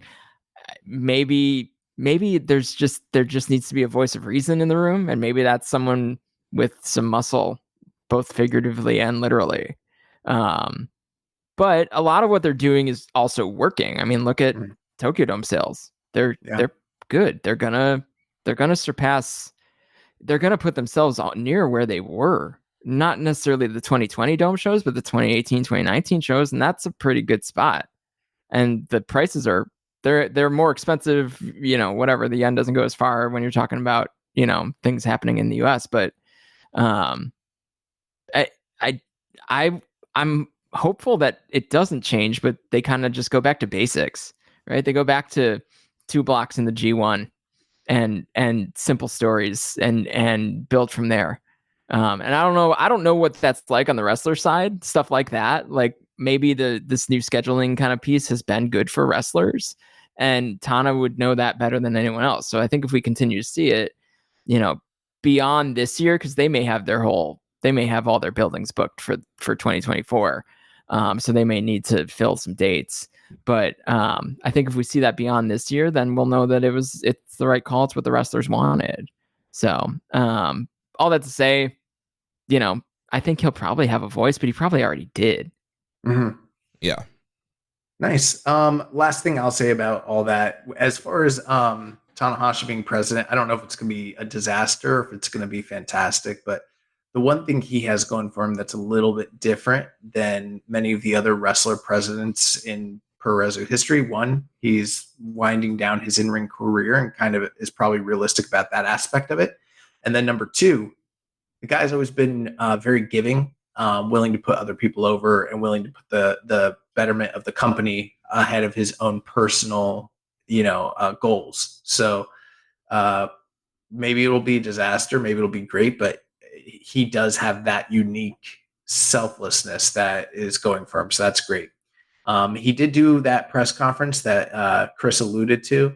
And in the press conference, talked about a few different things, mentioned he will stay on the road with the wrestlers, but when they're in Tokyo, he'll be in his capacity as the president. Talked about how he still has aspirations to win the IWGP World Heavyweight title, since that's a title he has yet to win. And then, talked about his dual role and how there's going to be new challenges with that, but he's never been tired before, so he'll be fine. Jumping into other news, while speaking as part of NJPW's Wrestle Kingdom 18 interview series, Ospreay issued a challenge to Okada for NJPW's Battle in the Valley. He said he's so confident that he'll be the first ever IWGP Global Heavyweight Champion that he wants to defend that title against Okada in San Jose. So very likely that's taking place for the title. Also, Katsuyori Shibata has signed with AEW with permission from New Japan. One has to wonder if that has anything to do with new management under Tanahashi. Maybe this is the first change that he made. Hard to say, but Shibata is officially with AEW, no longer under contract to New Japan. Shuri will be challenging Mayu Iwatani for the IWGP Women's Championship on January 4th at the Stardom show, taking place earlier in the day prior to Wrestle Kingdom. Doki is the winner of the 4th annual Concurso. We got a question from MJ Does PR. He says, was Drill Maloney robbed in the Concurso? Yes. No, Doki choked. I mean, Doki should have won last year. Yeah, he should have. But so maybe Drill will win next year. I mean, he finished second, and he's no Doki. Rev Pro High Stakes Sunday, February 18th, 2024, Crystal Palace National Sports Center, Gabe Kidd versus Shingo Takagi, as well as Michael Oku versus Will Ospreay for the Rev Pro British title were both announced. And finally in the news, Noah, the New Year 2024 12-man tag team elimination match, Daiki Inaba, Junta Miyawaki, Kaito Kiyomiya, Ryohei Oiwa, Shota Umino, and Shuji Kondo against all 6 members of the House of Torture. And that's going to do it for the news. Yep, so going into questions at Tronzilla2. And I'll remind you guys, we're at the 3-hour mark, so we want to keep these answers real short. Well, we started it. We're at 240. Oh, we're at 240, so but we're at 240 because we had some talking to do. Chris only got 30 minutes left. That's true. I got a hard bedtime tonight. Yeah, so we got to keep it short. So at Tronzilla2 says, with NJPW starting to market to different audience, will they start to market different audiences? There's millions of people around the world that are into Japanese, anime, manga, video games, and movies. I remember an anime meme video of Ibushi and Ospreay going viral, and many people wondering how to watch. I remember being at a job orientation and the instructor telling us about Satori whiskey. Then I explained about Kanemaru spitting whiskey at people, and everyone asking me how to watch it. How can they reach these audiences rather than going for the WWE audience? Get hot. Yeah. You gotta get hot. It worked once. It's worked a couple times. Yeah, they gotta find a way to get hot and crack into make stuff popular again. I mean, the Elite got hot. New Japan as a whole got hot. It sold out Madison Square Garden, and so they're trying to recover from. I mean, New Japan's done movies. they've done mangas, they've done animes, they've done video games. These are not like things that they've never ever tried to crack into those spaces before. They've done it with success in the past, but they need to get hot. I don't think they just try to go after one target audience. Yeah. Next question here from a friend of Chris, Barney, says, "Hey Chris, question for the pod tomorrow.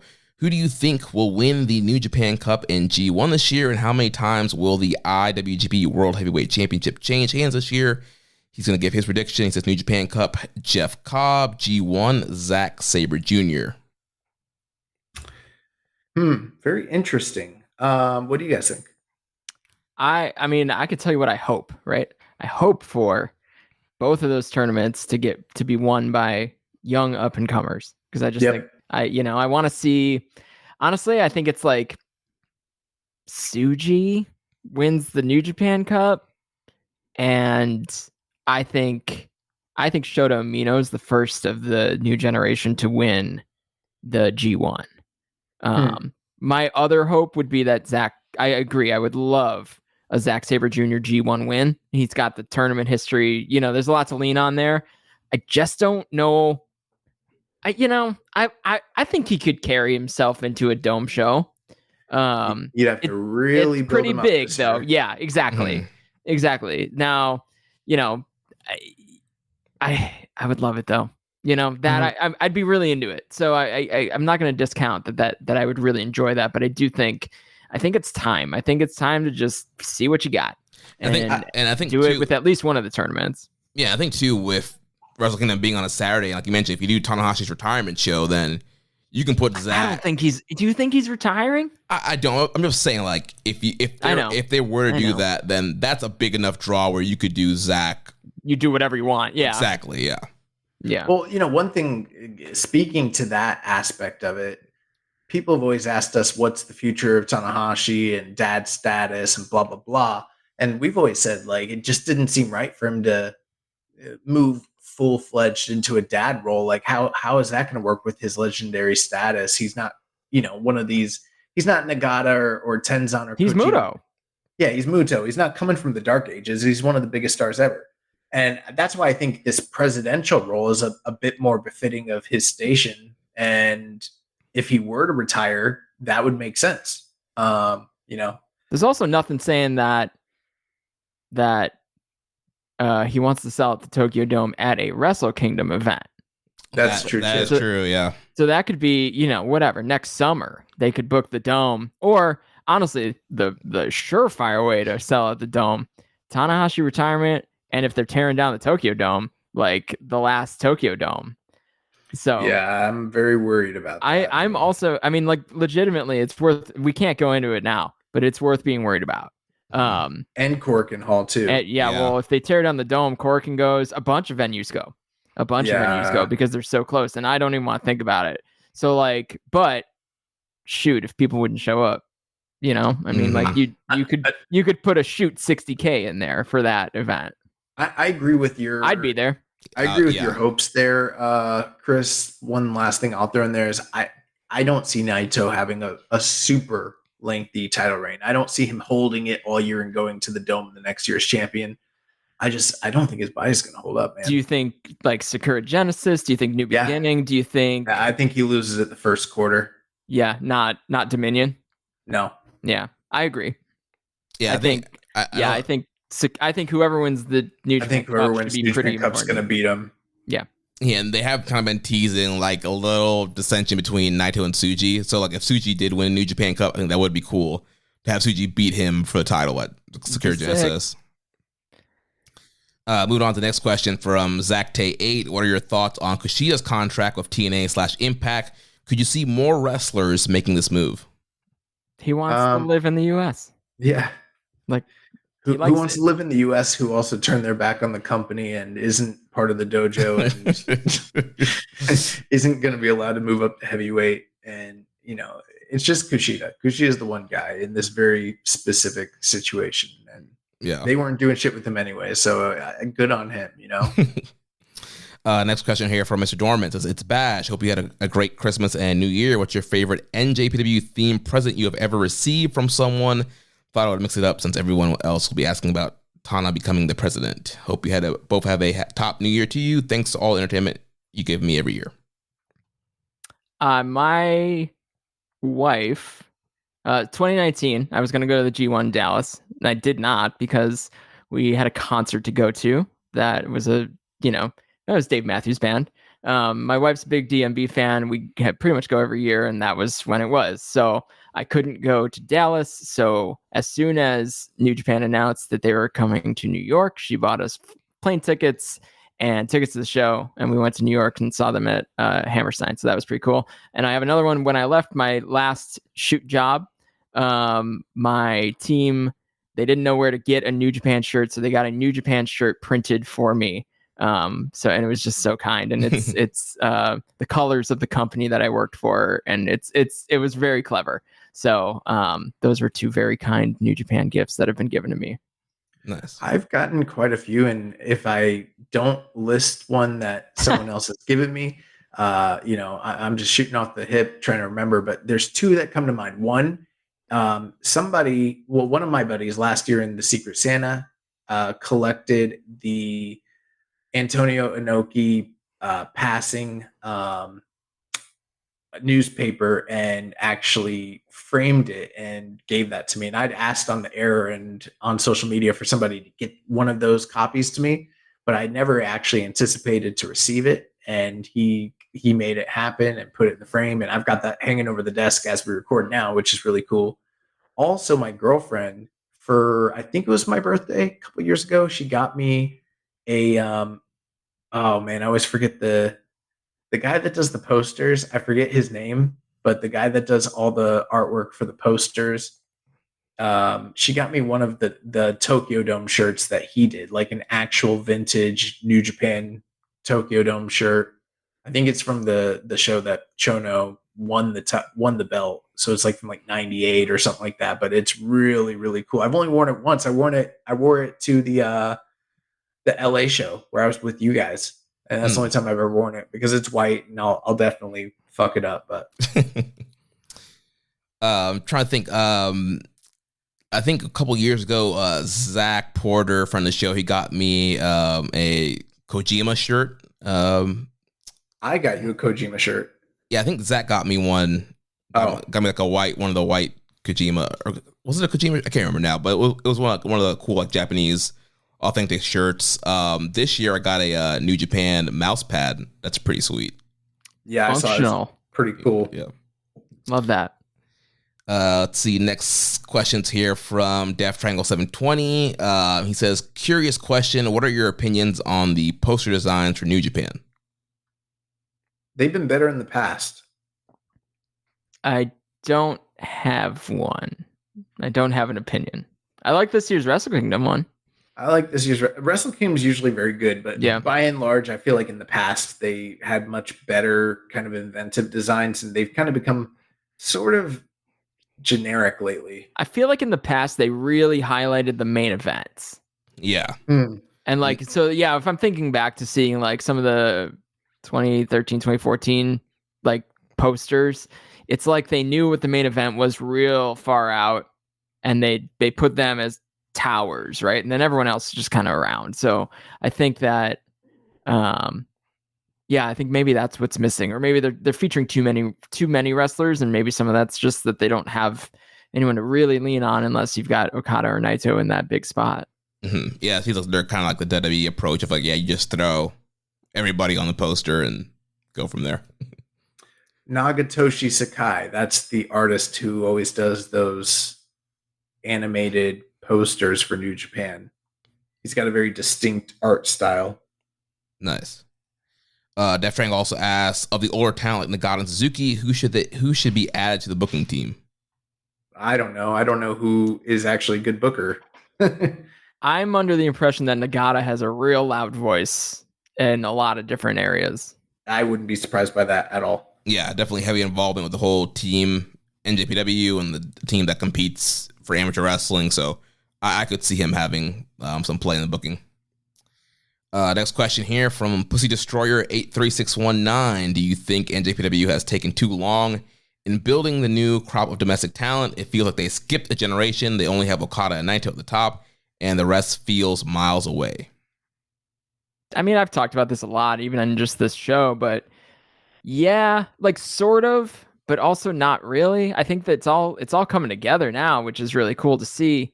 In the sense of feeling like they skipped a generation, I get that, because the last big comebacks, the last big returns were like the Great Okan and Master Wato, like that era. Real tough to come back mid-pandemic and get over, and know that you got over, even for that matter. And I think that some of this current generation was supposed to be a part of that generation, but that got slowed down. Umino probably should have been back 2 years ago. Tsuji maybe shortly after that. I think we lost a year of these guys' development. So, in that way, yeah, it's taken a little longer, but also like I see it coming together now and it feels good. So I'm inclined to think that the pacing ended up being right, and they knew what they were dealing with in the sense of pandemic stuff. Yeah, I feel like there were a lot of things outside of their control that took place. There's a lot of things that were within their control, and there's some stuff that's just like, people that came through the dojo that they anticipated to be bigger stars and get on bigger than they actually ever did. That combined with tragedies and talents that didn't make it, talents that passed away, and then the changing landscape between AEW and New Japan's, or AEW and WWE's rises. I feel like there's a lot of just different things that took place that sort of prevented that post Okada generation from being slotted and placed like they should be. And yeah, I feel like that resulted in a generation of wrestlers that were very good, very talented, and utility players, but just weren't top draw stars and probably won't be. And now we're looking at a whole new generation of guys to kind of fill that role. Yeah, pretty much agree with you guys. I think the pandemic definitely hurt a lot of plans for the guys coming back and the guys that did come back. And I think we have the opportunity now to, this new crop of guys to really push them and kind of create the stars that we need. Next question here from Kilgo. What NJPW wrestler could beat a bear in a fight? I don't know of any. Masked horse. What about Mass Bolton? Possibly. I wouldn't put it past him.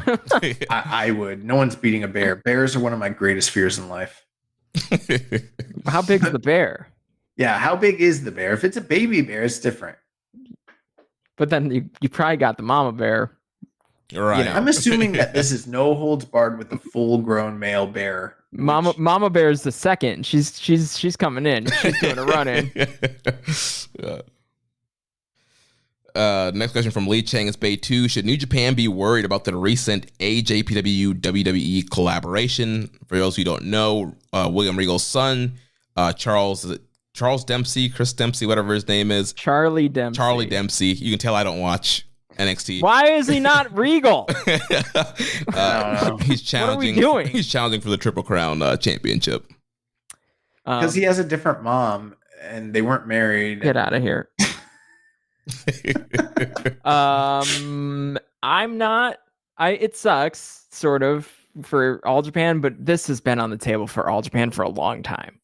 So, and it goes back to when Akiyama was there, and Akiyama desperately wanted there to be a partnership here. So, and just the connection to Regal actually makes it less alarming to me, because then it's Regal pushing his kid and saying, you got to go to Japan. And, he probably did the conversation with Triple H or Shawn Michaels, whoever, and said, like, this could be really good for him. It's kind of neat. Maybe we can build a bridge with All Japan. And, maybe there's something that happens there. But I'm not worried about it in relation to New Japan. I'm more worried about it in relation to the perception of All Japan, which was really on the rise, and hopefully continues to be that way, because I think when there's another really kind of strong pro wrestling company doing things kind of straight-laced, or, at least the way that, we recognize as being kind of classic for Japanese pro wrestling, I think that's good. So I'm hopeful that they can continue that, even if there is some sort of odd, collaboration with All Japan. I don't want to be someone that puts my head in the sand too much, but I personally, is my personal speculation, I don't think it's a partnership. I think it's just like William Regal wanting a favor from Triple H or Sean to get his kid over to Japan to do a big Japan show, and them being like, all right, fuck it, let's do it. And that's it. I think and I'm not saying it couldn't develop into something, but I really just get the vibe that that's literally all this is. I don't see it very different from like when Kenta went to Japan and worked, the Noah anniversary show for fucking what's his name, Marufuji. And also too, very similarly, they sent Shinsuke Nakamura over to wrestle the Great Muta. There wasn't much more to that. I mean, obviously he went to the Hall of Fame, but that was kind of a joint deal there. So we've kind of seen these one-off things in this kind of Triple H era regime being a little bit more open and doing stuff like that. So as of right now, yeah, I'm not concerned about it either. I think it's a one-off favor for Regal. Best bout, Nakamura and Muto. Yeah. So, I mean, it meant something. I was more worried when it was Noah and Noah was on the rise. Like All Japan's on the rise, but they're not quite pulling the numbers that Noah was at that time. So then last question here from Kitsune Metal Goddess says Ibushi tweeted on 12/23 that the outgoing president had too many issues and something about sexual harassment issues. Sorry, I'm using Google Translate. Is there any truth? Two directors stepping down on a Saturday seems really strange. Chris? I'm not going to go on the Google Translate rant again. I'm not. Go back to whenever the last time I was on. I don't think the Saturday thing is strange because I think you're working with Japanese holidays, and by holidays I mean like the 2 weeks between Christmas and January 3rd. So I think that they wanted to make the move at that time, and that was the right day to do it. As for Ibushi, like it's been such an erratic, wild situation. Yeah, who the fuck knows? Like it's that. Like I don't know anything more than anybody else. So I don't know. I mean, it just seems it's also weird. I mean, not necessarily the president move or the director thing, like, but the whole Ibushi situation's been so odd that it's hard to speculate which side that's coming from. Yeah, again, or both. Who knows what Ibushi's thinking or doing or what he actually means, who he's talking about for sure, and I don't know. There's so much kind of muddled in that whole what happened with Ibushi and New Japan management and office, and there could be truth, there could be no truth. It's hard to know because we don't talk to Ibushi. That's not one of the wrestlers that's sliding in our DMs, and even if it was, we probably wouldn't understand what the heck he's saying. So, yeah. What are we doing for next week? Because the 4th and the 5th is Thursday and Friday. Are we recording next week or are we just, what's happening? I don't know. That's what we literally talked about before we recorded. Yeah, but I didn't look at the calendar, so I didn't know. Like, what's happening? Are we doing a show or no? You guys should tell the people what you're doing. Yeah, so, like, if you're a long-time listener, you know that we traditionally do a quote-unquote kind of instant reaction after Wrestle Kingdom / New Year's Dash. So, Wrestle Kingdom is on a Thursday next week, so as of right now, the plan would there will not be a show that drops on Wednesday. We'll record either after Wrestle Kingdom or New Year's Dash, so either Thursday or Friday, we'll drop our kind of instant show, and that's when next week's episode will happen. That's all I want to know, Jeremy. You made me look like I didn't know what the fuck's going on my own show. Whatever. Well, you didn't. So it doesn't. He made you look like what you are. You cover for me. You didn't seem to be trying to cover for yourself. We're about to turn the button off. You could have asked him afterwards, but it's probably good that your fans know where to find you. I think the people need to know. People need to know. Yes. Talk to them. Yeah. Well, Chris, thank you for joining us. Go ahead and get. Wait, before we do that, I got a match of the week. Oh, you do? Okay. Yeah. So I think you could tell real tight operation around here. I think we should watch Mascara Dorada versus Rocky Romero from CMLL on 12/15/2023. One of the highest rated matches of the year. We haven't watched it yet. We haven't talked about it. I think we should talk about it next week, even though we're covering Wrestle Kingdom. It's good. And that's my pick. And Rocky looked great in his Santa pirate costume thing that he was rocking on. Bro, I didn't see it yet. You're spoiling it. You gotta. No, that's not. Oh, you mean his post on the Twitter? Yeah. On the Twitter machine. It was a vibe. So, my plugs, I guess. I'm at the Chris Samsa on Twitter. I will be. If you listen to other New Japan Pro Wrestling podcasts this week, there's a pretty good chance we will meet again. Tell us where you're going. Jesus. Okay. You want the whole calendar? Pull up your Outlook calendar. The people need to know. The people need to know. Let's see. Today I'm on Keepin It Strong Style. Got a couple of days off. I will then Friday. I will have hoping to connect with the Okada's Shorts guys. I'll be on Speaking of Strong Style and I believe the Count Out podcast. And then so Friday's big day. And then what is this? Oh, Friday morning, I'm also with Zach Haydorn. He's at SE Scoops now. I don't know if his podcast is with SE Scoops, but I'll be there. I'm doing, and it looks like I'll have full stats and info up probably around the 2nd. I'll have a bunch of tweets going out, maybe as we're speaking. I think I scheduled a bunch of stat tweets for the end of 2023, so keep an eye out for that. And it looks like next, my tour is going to end with Wednesday afternoon. It looks like I'm going to be on with Pollock and Thurston again on Post Wrestling. So I don't know if that made any sense to anyone. I don't know when any of those podcasts are actually going to get uploaded either, but that is my personal calendar. You're doing stuff with Post Wrestling? It looks like I'm going to be on with Pollock and Thurston on Wednesday. Yeah. Are you doing stuff with VOW? That's the plan right now, is for my full stats and info to go up on the voicesofwrestling.com website. You got to choose a side, brother. I am neutral party, pal. I got friends in every office, including the ones across the seas. Oh, speaking of Strong Style, I don't like that they got a New Japan podcast with the name Strong Style. We are the first hosted by somebody named Jeremy. This is we stole the name Strong Style first. You can't steal the name that we stole after we already stole it. It's not right. They're really nice though. I really like talking to them. So they do share our stuff a lot. They are pretty cool. Nice dudes. Well, being nice gets you pretty far. Trust me.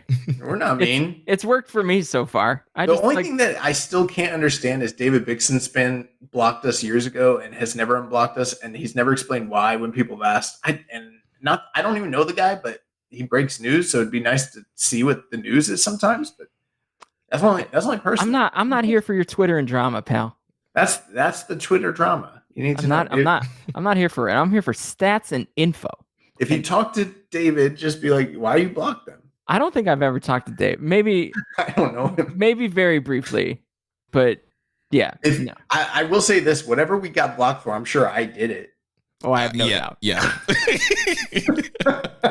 Yeah, that's not a question, Josh. It's not a question anyone's asking.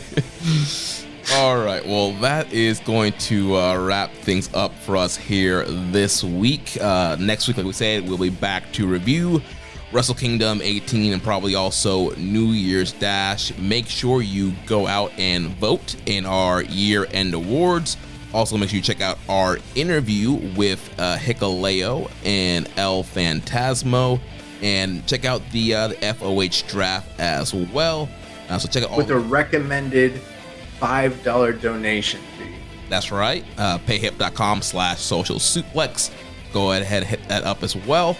And yeah, make sure you also leave us a rating and review. You can connect with the show on social media.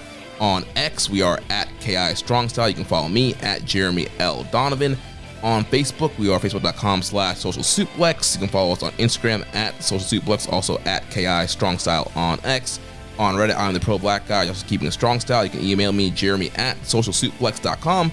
Check out all the other shows that we have here on the Social Suplex Podcast Network. One Nation Radio, hosted by Rich Latta and James Boyd.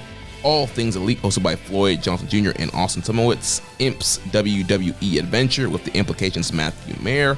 Wrestling Art with Chris Slings. Don't forget to subscribe and leave a rating and review, and we will catch you next week on Keeping It Strong Style, the ace of podcasts.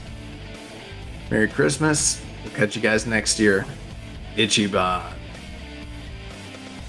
Thank you for listening to Keepin' It Strong Style. We'll see you next time.